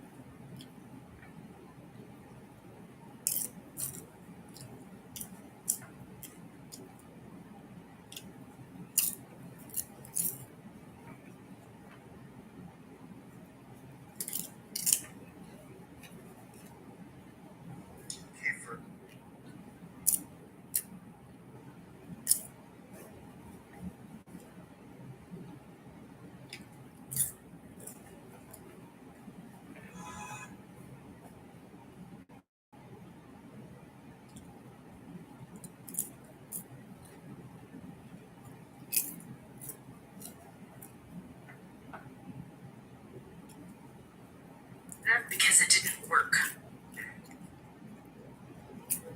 Because here's the thing is those ejections are meant for a specific pressure. They aren't meant for low altitude. And so what would happen is pilots, they would go to eject and either the cockpit wouldn't come up or the pressure wouldn't be strong enough for the ejection button to work so that the seat wouldn't eject, if that makes sense. So either the cockpit wouldn't come off and they would hit the top of it, or the cockpit would come off and their seat would disconnect. So they would be stuck in the plane with the cockpit off, and they would have to try and get all their buckles off. If he had a broken shoulder, there's no way he could have gotten those buckles off. There's no way. Before you said that, I just saw like someone with one arm like trying to get the buckles off.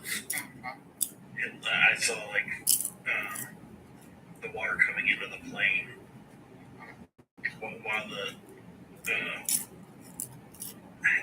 hatch, I don't know what you call it. Yep. Hatch in the cockpit. Yep. Was still attached. So like those are coming through. Just trying to pull the buckles off with one with his right arm, and the water is by his feet, like his ankles. That's what I saw. And he never made it out. Like the cockpit, he was never able to pop the cockpit off. That's where you get the pressure. That's where you get the drowning, because he literally it filled up inside as he was going down into the ocean. I didn't say anything because I didn't want to, color the results. But as soon as she started saying pressure, I'm like, yeah, oh, maybe. As soon as she said pressure, I was like, I immediately went back to what you were talking about earlier, and I was like, there it is. That's your connection. That's what makes sense. Because she started talking about, I feel like I've got to feel like there's this pain in my chest, and my ears are hurting, and there's pressure, and I'm like. And I wanted to say something, but I'm like, let's see where this goes first. Yeah, that's why I was like, yeah, keep going. Yeah, keep going. I can see it. She's like, look, what's in the plane? He was drowning. Yeah, keep going. Come on, you'll get there.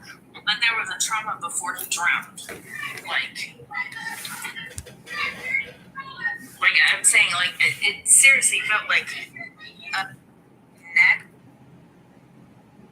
Felt like if you sleep wrong and your muscle hurts, and then my shoulder felt like someone stabbed me in it. So what would have happened there is if he'd missed his landing, what would happen? If you've ever watched an aircraft carrier, when the planes would come in on the aircraft carrier, they had what they had. It was like a gigantic rubber band with a hook on the bottom of the plane. The hook was meant to catch that rubber band and keep them from going off the end of the plane or off the end of the runway. Okay, because they only had that short runway that was on the aircraft carrier to stop themselves. So that hook that was on their plane would catch that rubber band and it would let them go so far and then pull them back. And that's how they would get past the G's of flying, right? And be able to stop. Well, when they were first doing this, when they were first setting this up, which would have been around World War II, when these planes were first getting these aircraft carriers, they were still trying to figure out how to get them to land properly. So a lot of times what would happen is your pilots would either be too low and they would clip the corner of the aircraft carrier and hit there, or they would overshoot and they would end up going off the end of the aircraft carrier. So when they would go off the end of the aircraft carrier, which I think is what happened with your past life, they would go off the air at the end and then crash into the water, and it was like a car crash. But you're going like 100 miles an hour. So you're hitting water at 100 miles an hour. Now picture if you've ever done a belly flop, multiply that. And you'll get why you felt the back of the neck snap and the shoulder snap. Because when he hit, he was thrown forward and he had straps right there against his shoulder and his neck. But you think it was? I don't know if I'm there. Yeah. I don't know if I'm here for past life talk.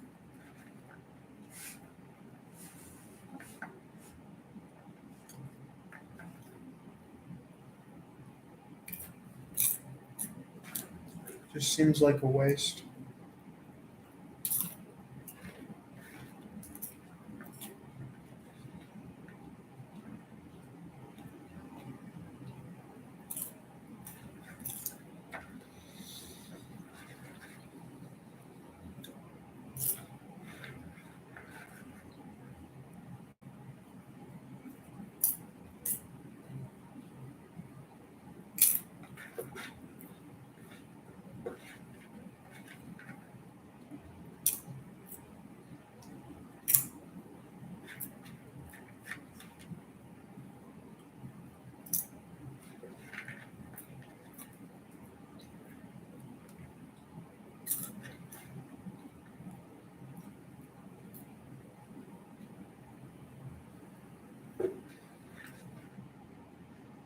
Hey, about suppliers.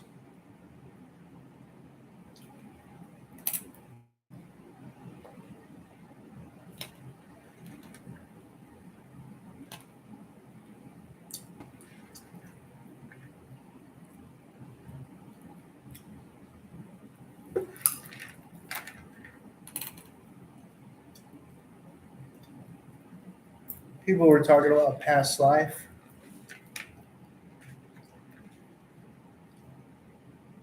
If you're referring to what I was listening to, that Ghost Story channel that I listened to on TikTok, they were talking about past lives. And I wasn't really feeling it. I just think it's a waste of time.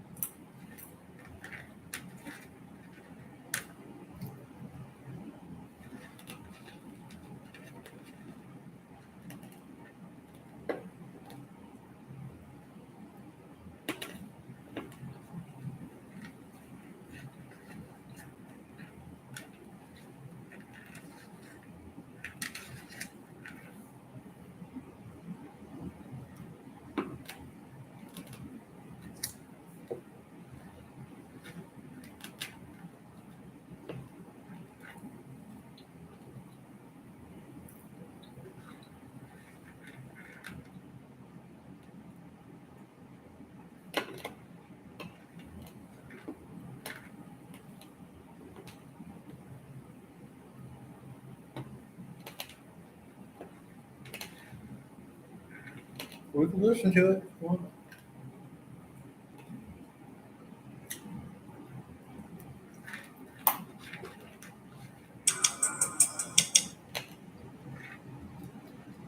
I feel like men only move for women.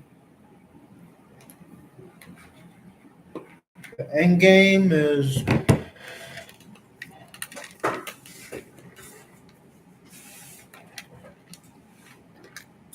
House in the hills, house in Larchmont, the condo next door, Empire.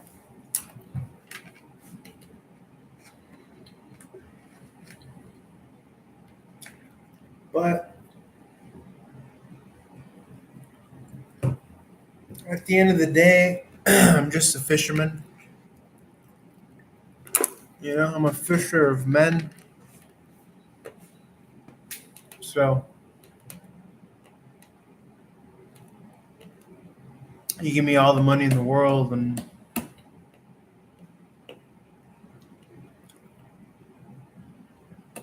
he's just gone fishing, you know?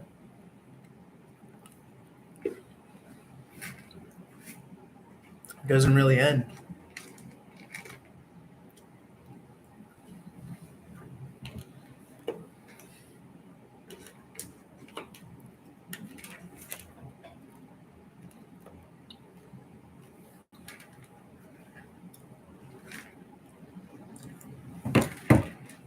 I mean, I'm already retired. I'm just breaking on through to the other side, you know?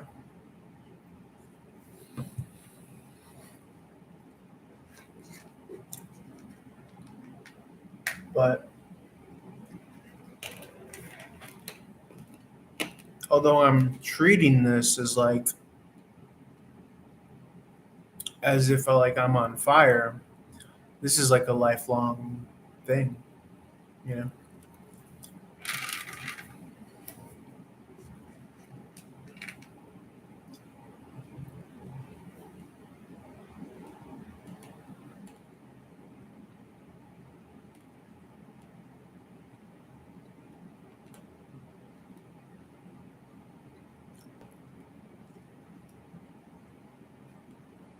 That be, that's their game. You know, that's they want you to think in terms of TikTok. Right? What's TikTok? TikTok is the clock is ticking. We're running out of time. I don't got attention. The videos has to be 1 minute long. We don't got time. We're running out of time. So, as a spiritualist, it's my job to dilate time, right? As the powers that be, it's their job to constrict time.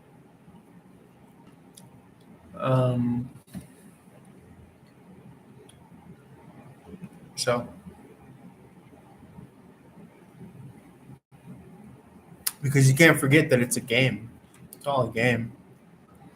But in order to purchase a ticket into the arena of the game, you have to buy the premise, which is their premise, which is the premise of lack and scarcity. The sun has everything that we need. So it's not about power, it's not about money, it's not about energy, it's about your soul. It's about your sun, because it's about the sun. You know what I'm saying?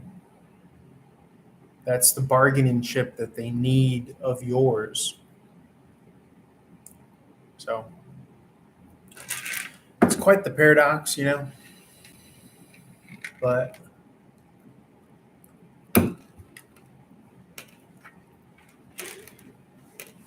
as long as you don't take the game so seriously,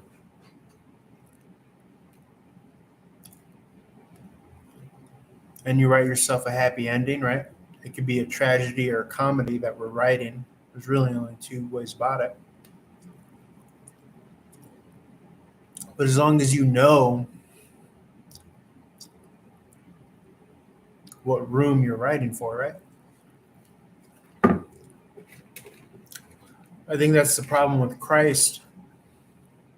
You know, you forgot that this was a comedy, a divine comedy.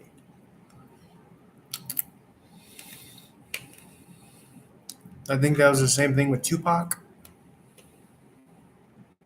That's why part of me hates Tupac, because he could have done so much. but he forgot that this was. He thought that it was real, you know. And there's no such thing as real unless you're making a TikTok, unless you're making an Instagram reel, you know.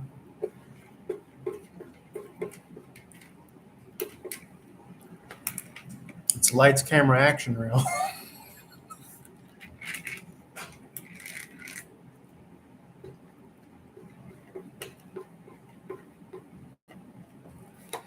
So you see me, I always got my popcorn.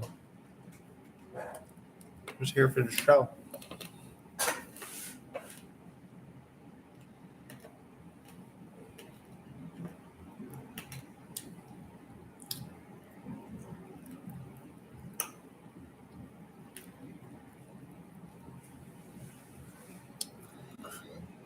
I guess that's why I'm in Hollywood.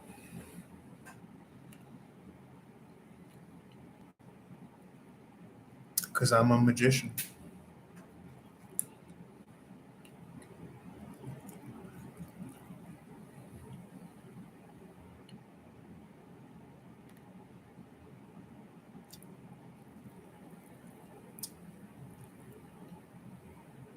Oh man, I was saying some good stuff. Let me know what's the last thing that you heard, and I'll try to repeat myself.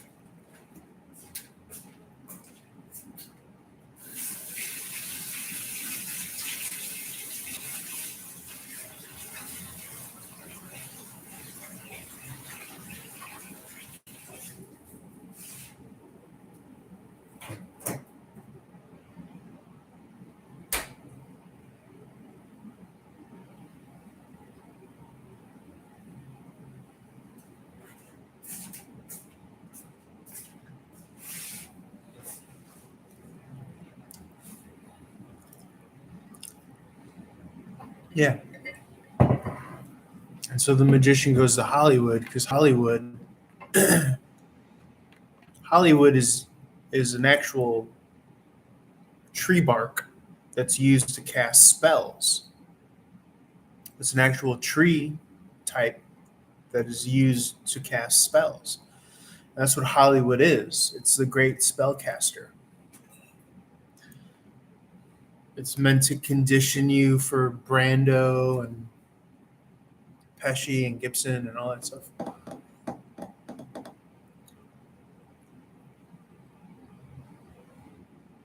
It's trying to direct you how to act, you know. But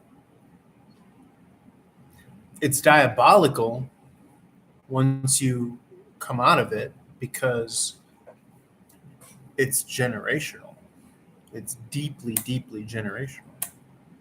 This thing that's been trying to be cultivated.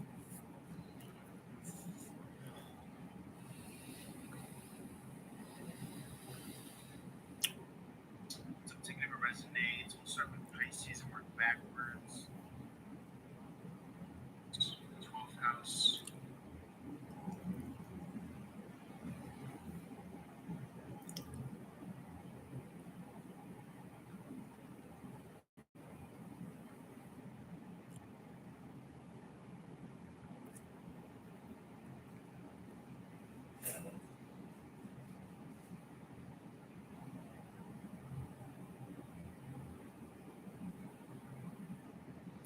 Everybody goes to Hollywood.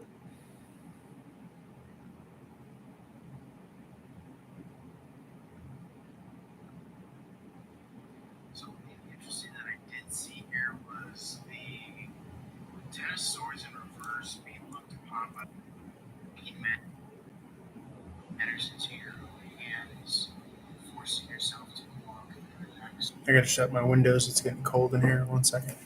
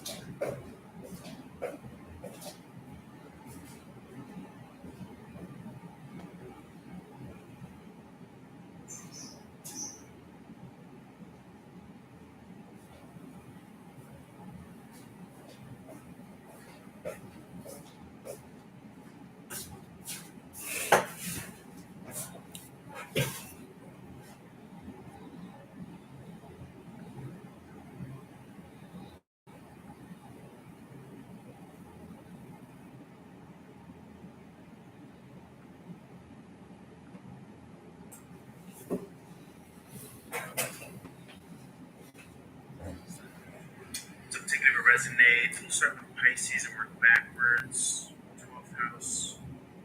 Minus 2 if you're not Pisces. So I do see a crossroads decision here.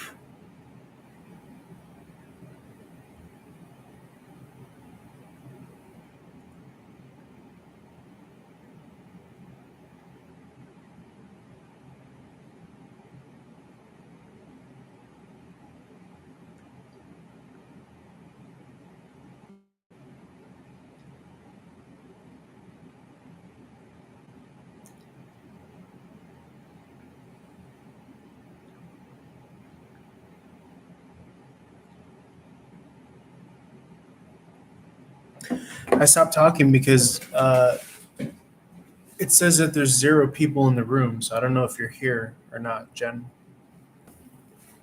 Let me know if you are, and I'll continue in this masturbatory monologue.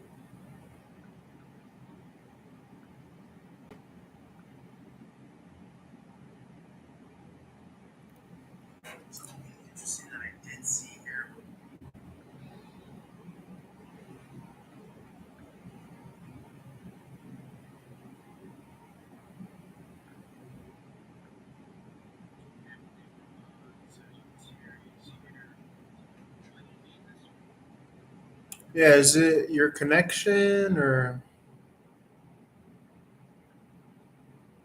maybe I'm talking too much about the real stuff, and so they're kicking everyone out?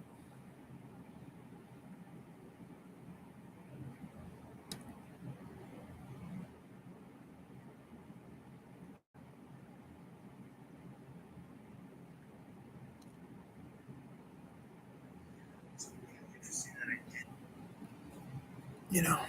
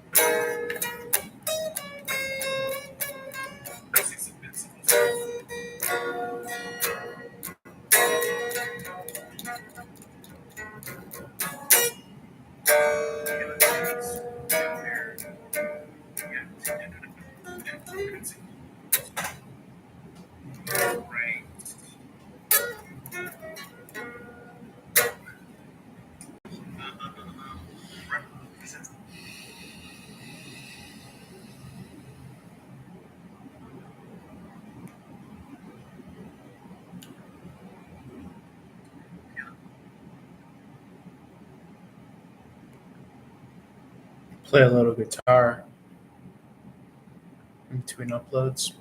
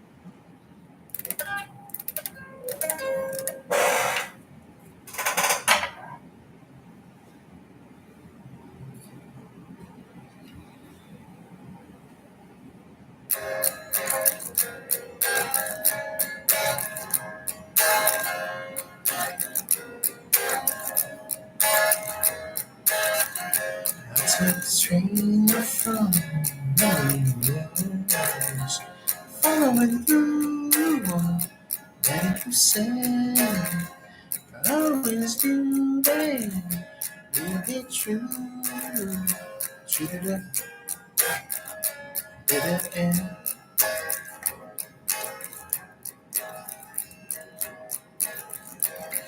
I'm just so happy. So you said you were drinking and lonely. Yes. Meaning nothing. Just having stains. You say you love me still. I want a second chance. I don't want to be together. I don't want to be apart. I want nothing that's left for you, honey. Deep down my heart. You and my dream come true.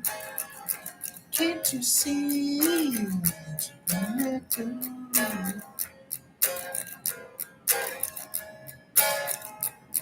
This love, it tears me apart. Deep down.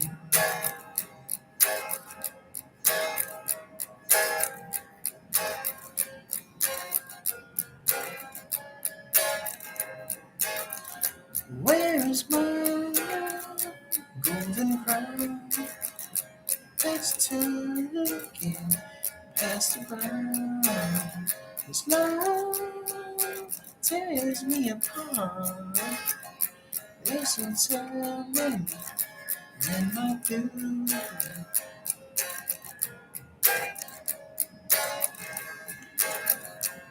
about this? Oh, Foster. Let me try.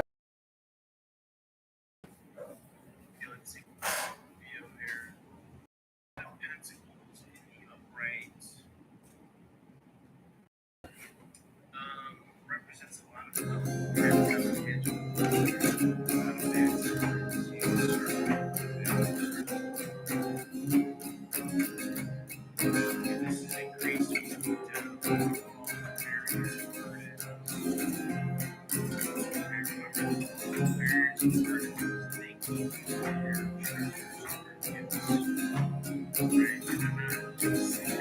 I took the train, Illinois.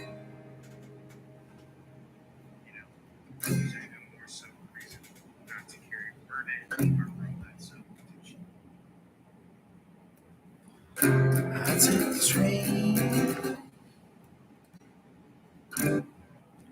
I took the train from Illinois. Following through, ready to send. I always knew you'd be true. You say to the bitter end.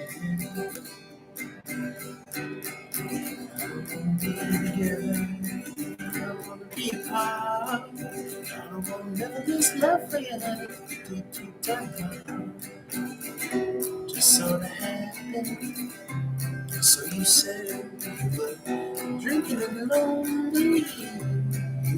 Rest, even nothing was happening instead. So you left me still, no second chance. I don't wanna be together. I don't wanna be apart. I don't want none of this love for you, honey. Deep down my heart.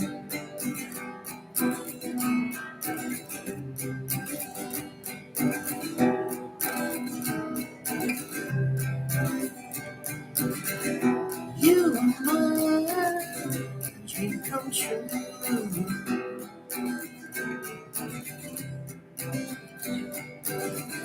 Ain't no telling with a love like this all falls through. I don't wanna be together, I don't wanna be apart. I don't want none of this love for you, honey. Deep down my heart.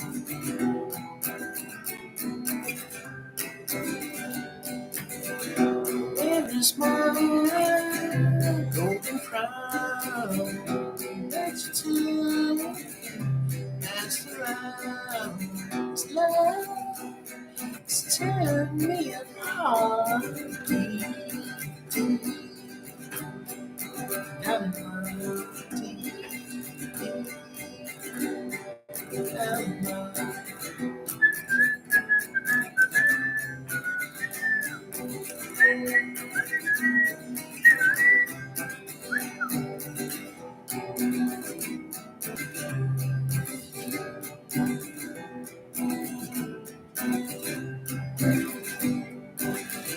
I took the train up from Millionaires, following through.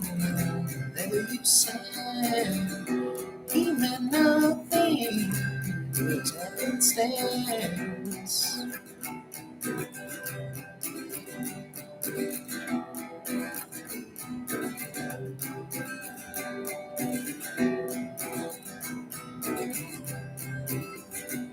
She was drinking and lonely.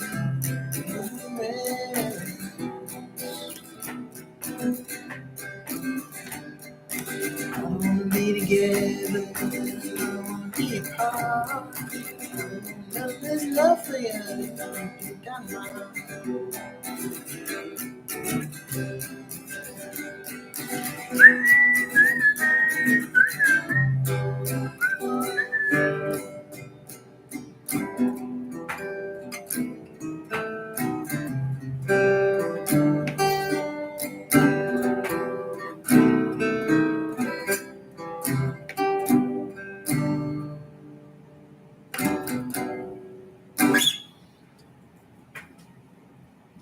That was Crown by Mason Jennings. Crown by Mason Jennings.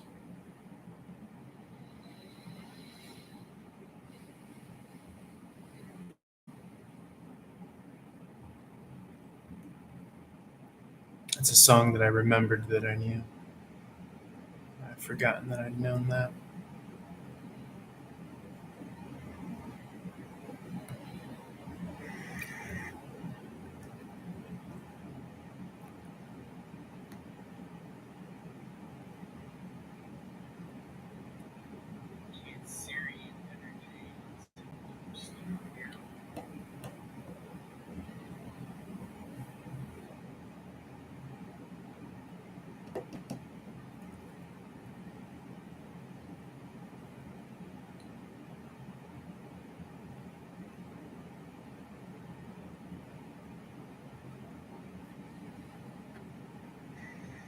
Can't leave her ticket of residence.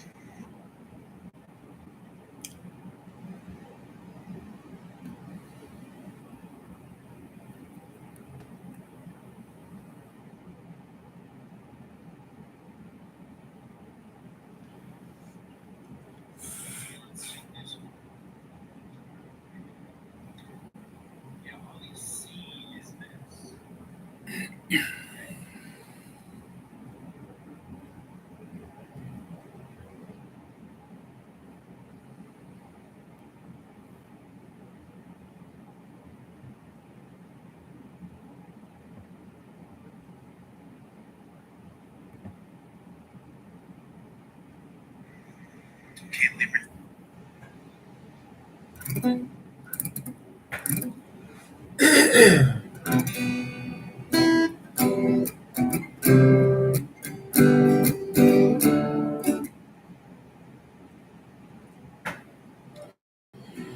You can kind of do that with the Jake Bugg song. I think I've played the Jake Bugg song before.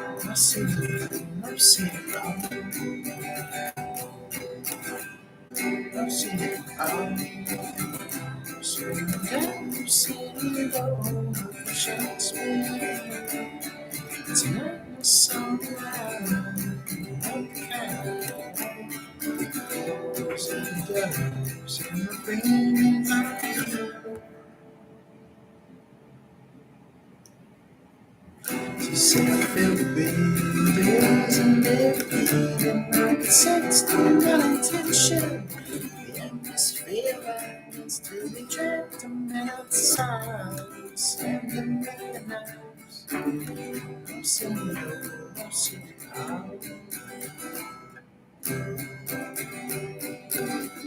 Spinning the dark, I'm singing low. The vision spinning more. Tonight the sunlight, not the kind of light.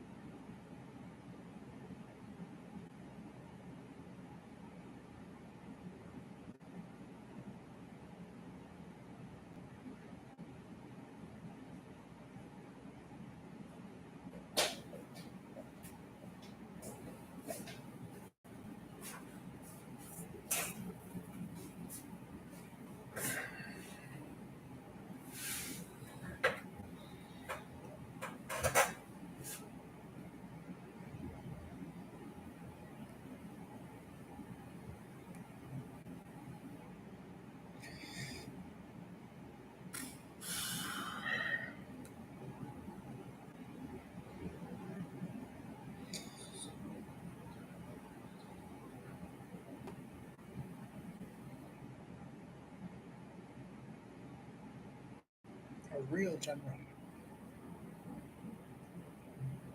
Okay, let's set this for.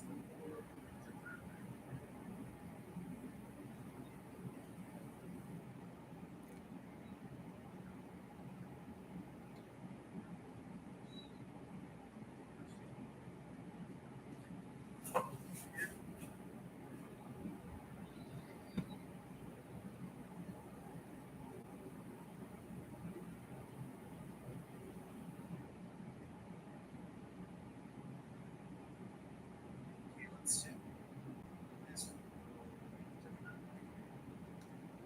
Yeah.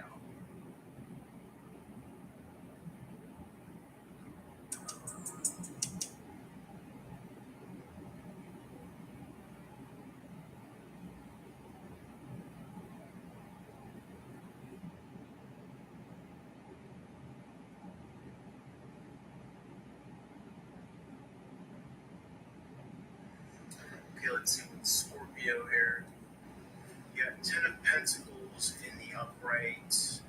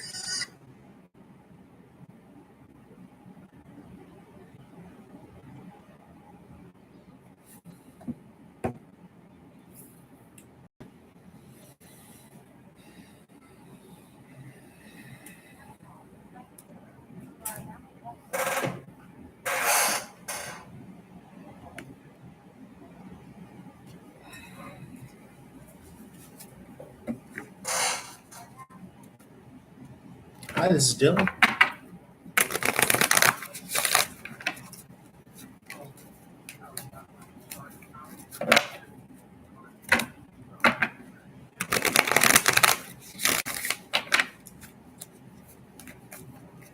Will they move him? Let me take a look.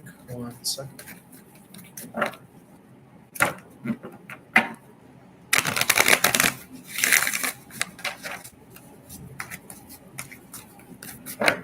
One second.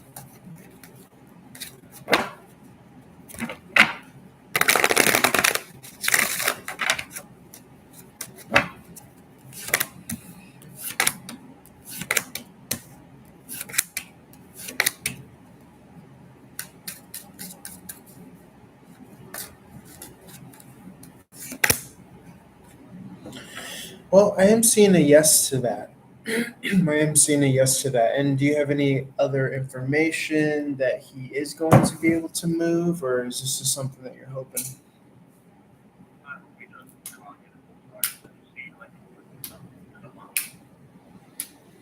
Let's see.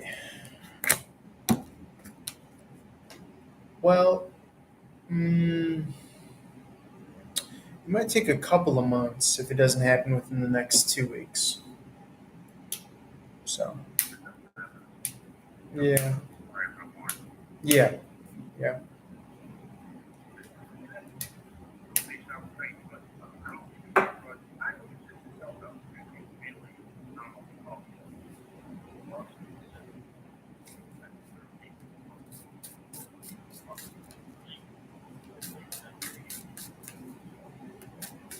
You said the Bucks? Oh, the Buccaneers. Let me take a look.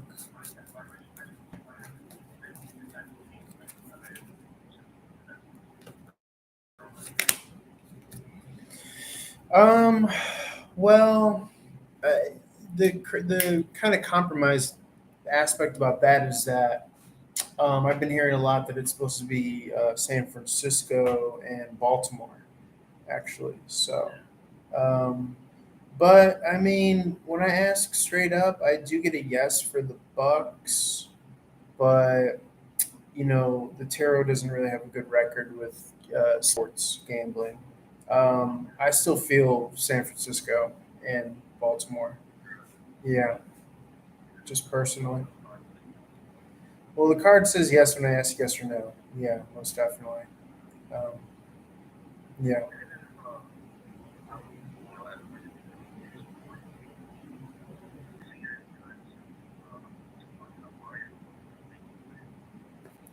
Buyer for vacant land. Let me see.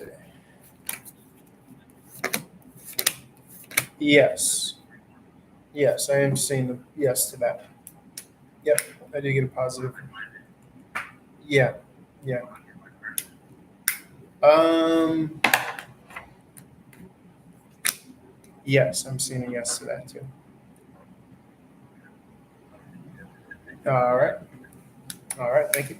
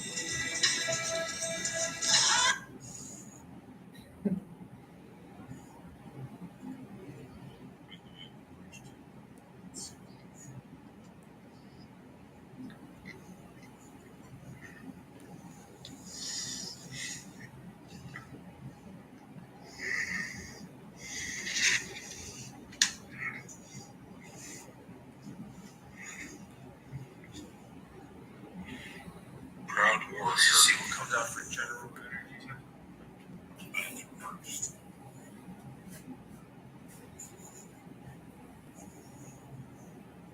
He's scared to kill.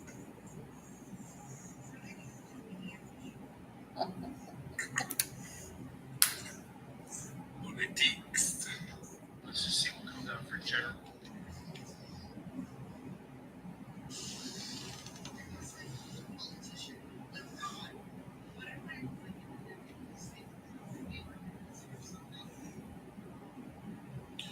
Challenges you had to face. Again,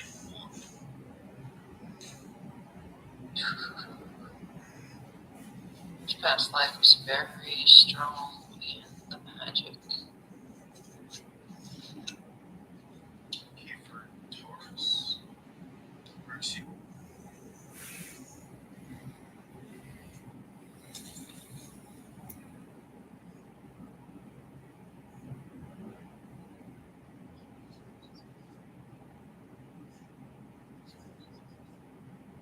Magic protection.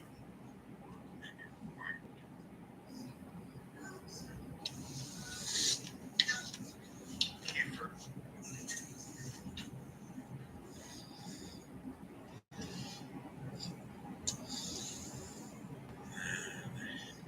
My friend. Temperance.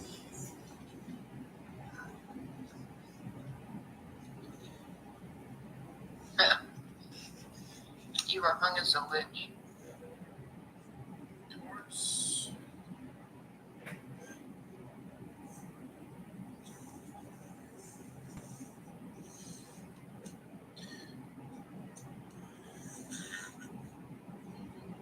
What lesson did you learn?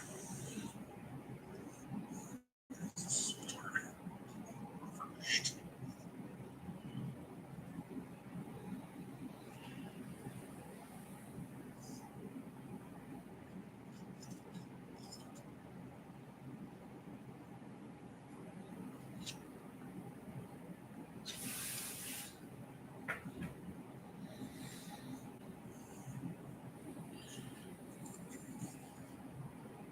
Okay, let's sit this for progress. Misplaced aggression.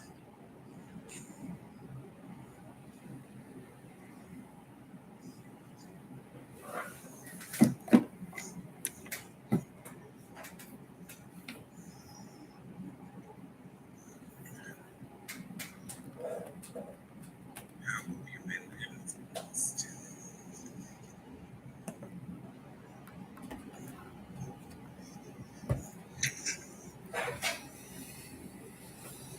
Happiness, success, confidence, abundance, self-sufficiency.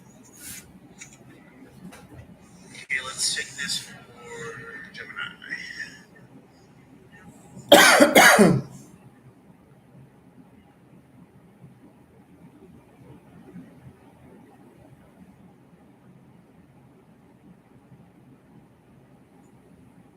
Two cards the Knicks gave you is one's the Magician, inverted.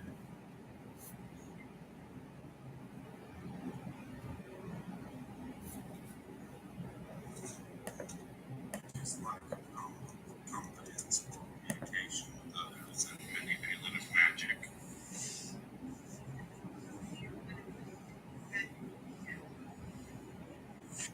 And the final one is the Three of Wands. Cancerian.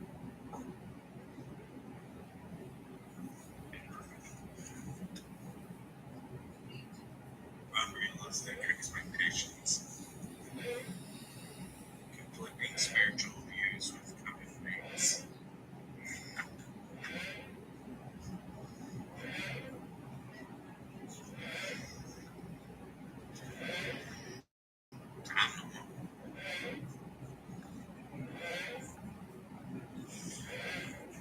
She's saying you're a bad adventure. She's saying you're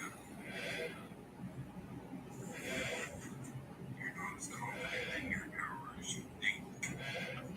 You're setting yourself up with unrealistic expectations. Your second house crosswalk. King of Cups. Yeah, right. Libra, Scorpio, and yeah.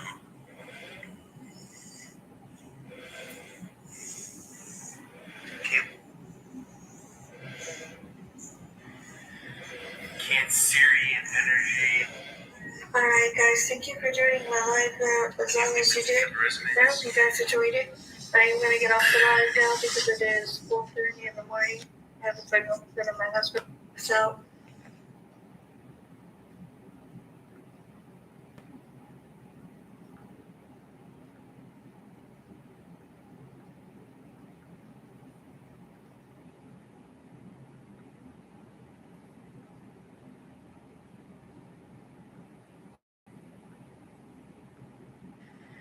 Okay, Libra ticket of resonance.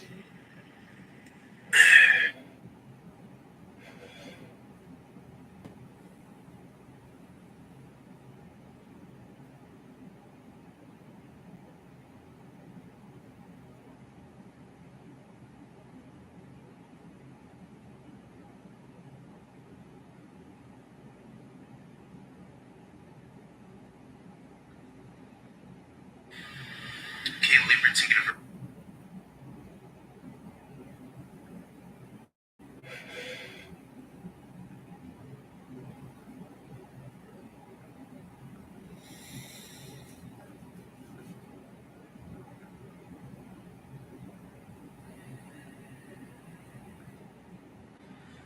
Okay, let's see what Scorpio.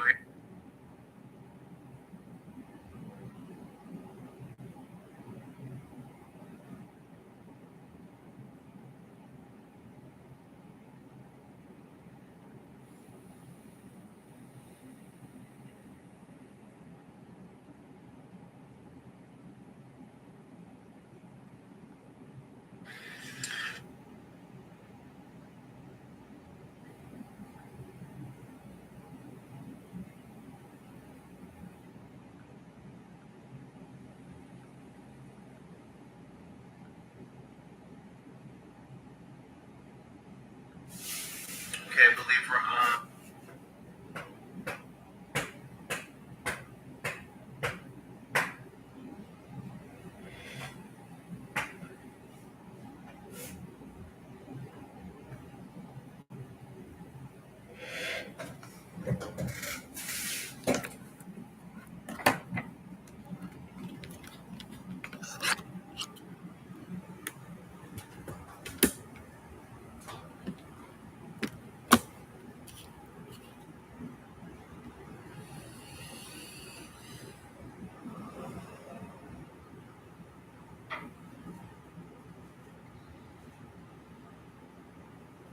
Okay, I believe we're on.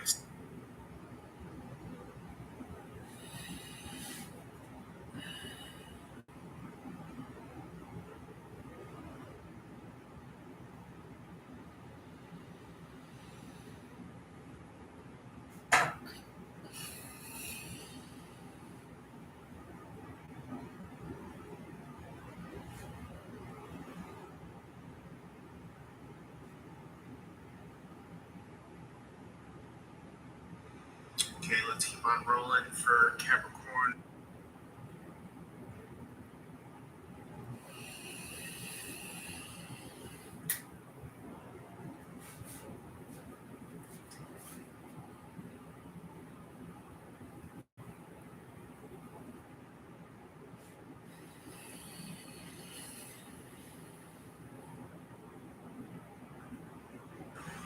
Okay,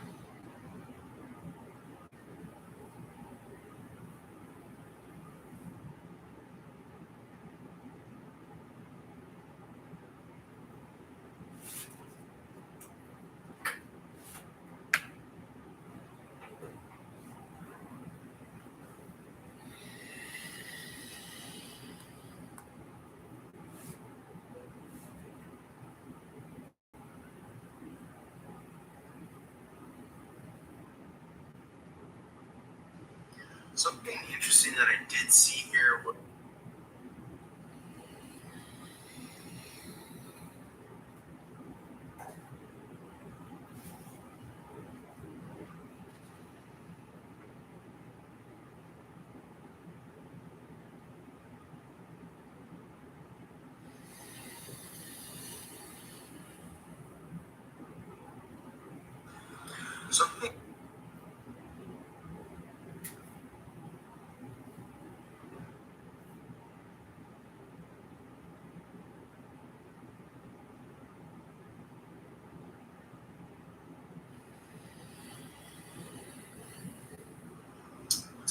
resonates. We'll start with Pisces and work back.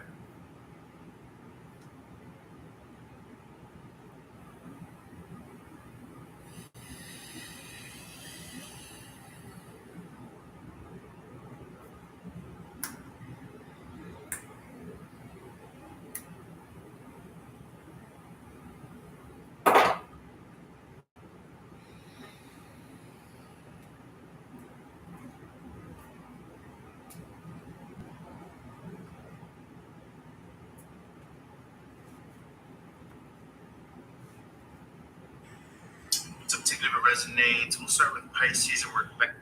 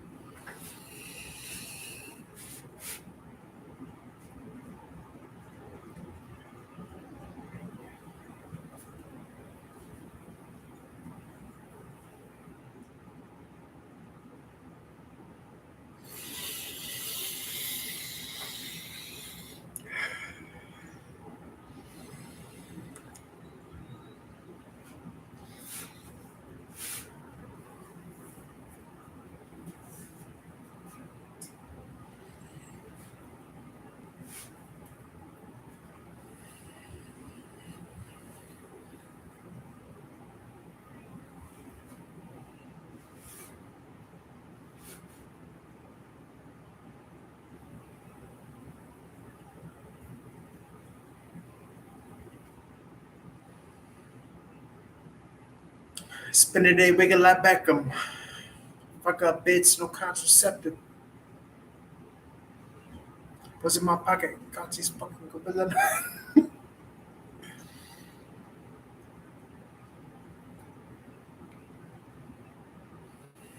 Get him. Sick him.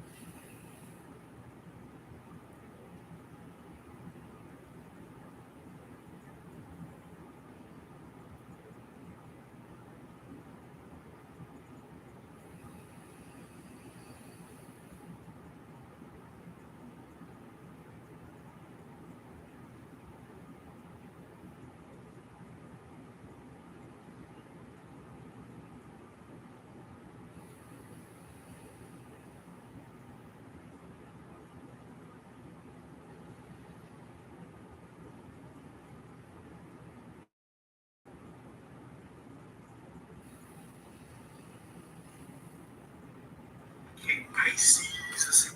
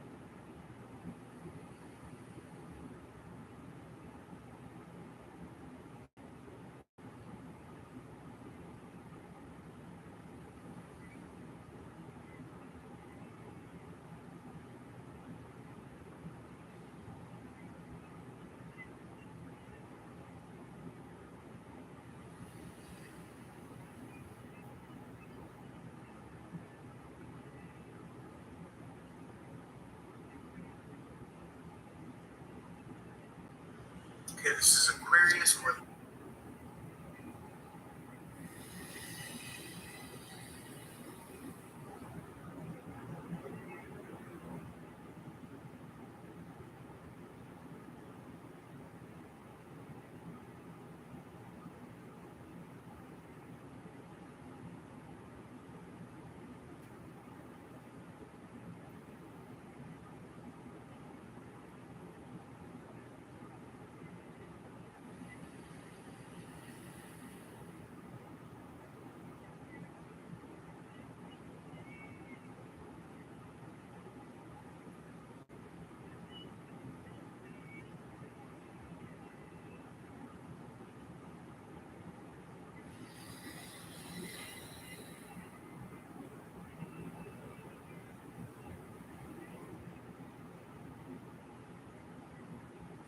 Capricorn or 10th house.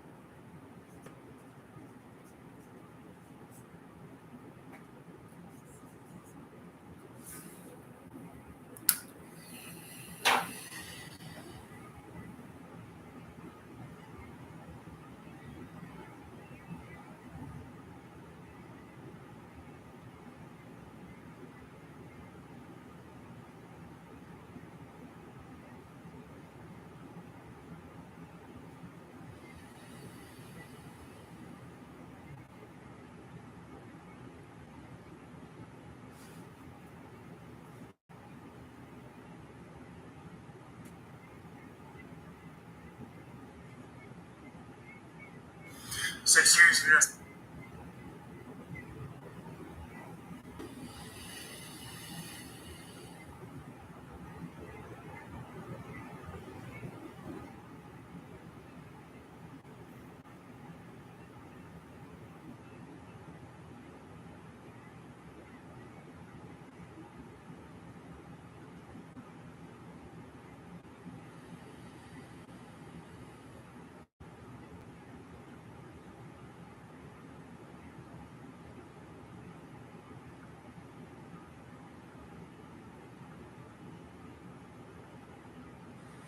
Okay, this is for Scorpio or 8th.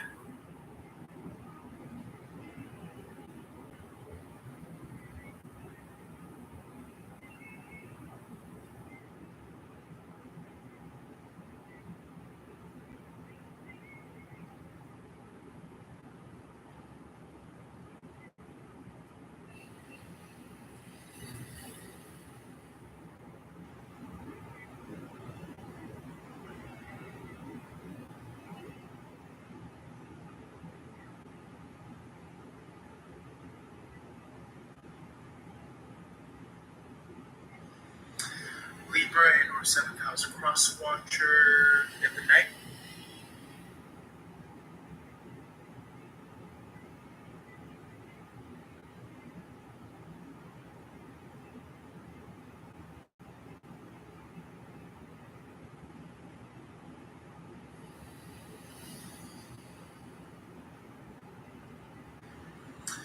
Libra and or 7th.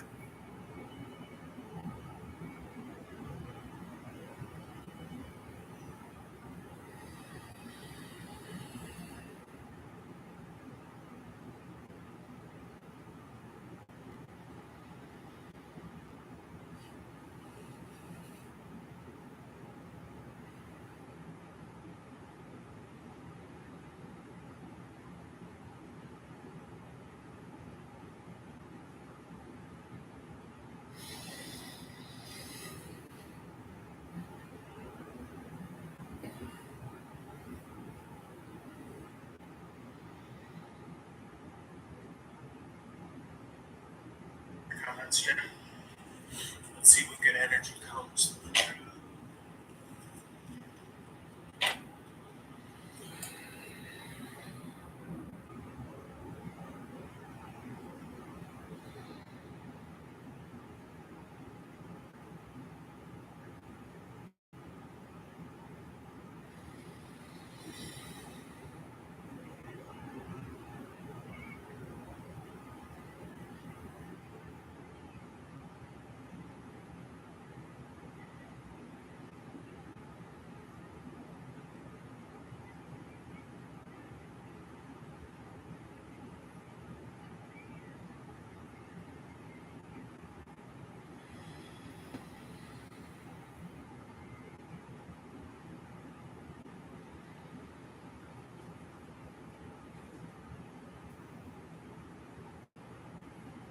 Hey, what's up, Jen?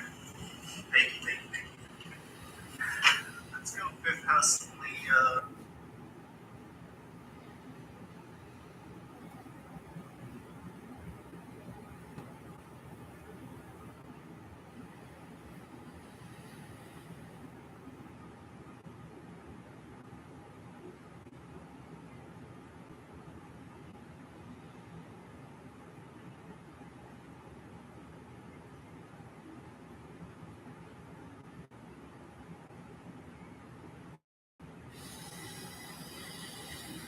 Syrian.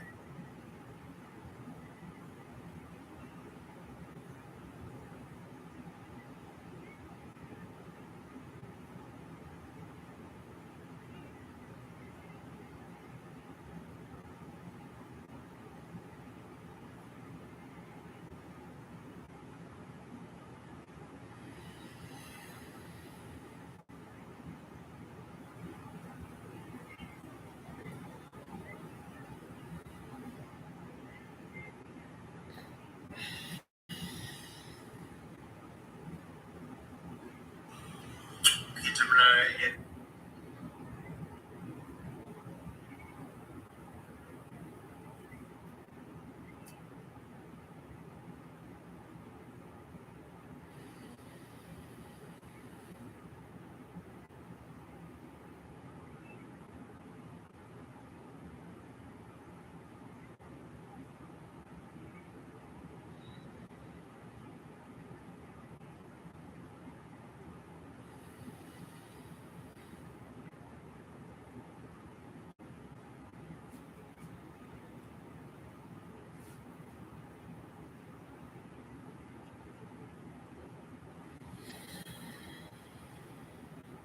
is it for Taurus or not Taurus?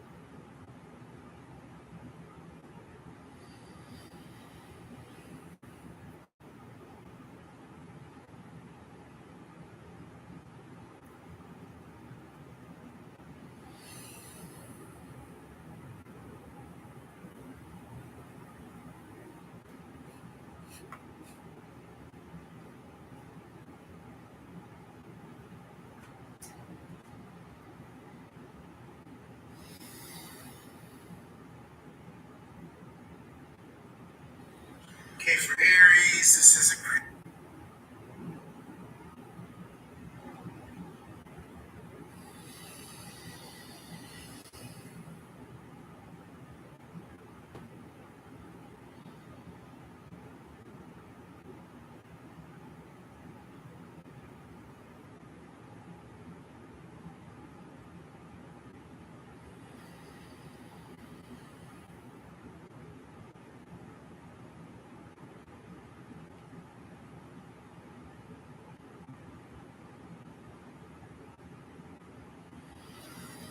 Okay, general energy here.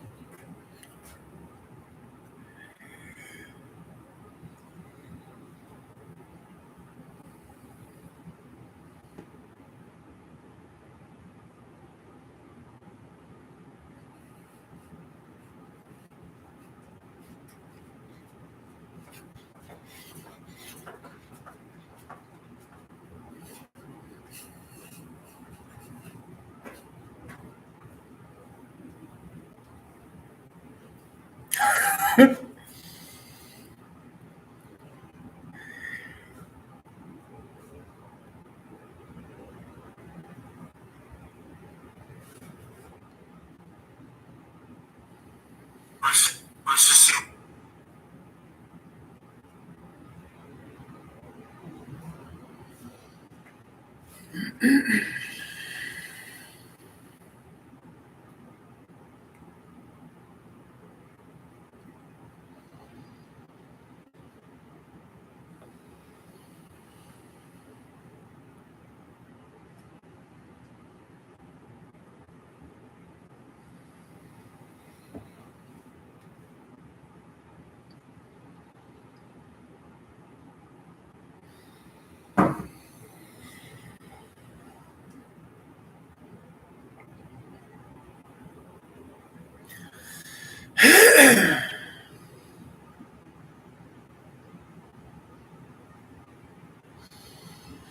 And don't you let me go.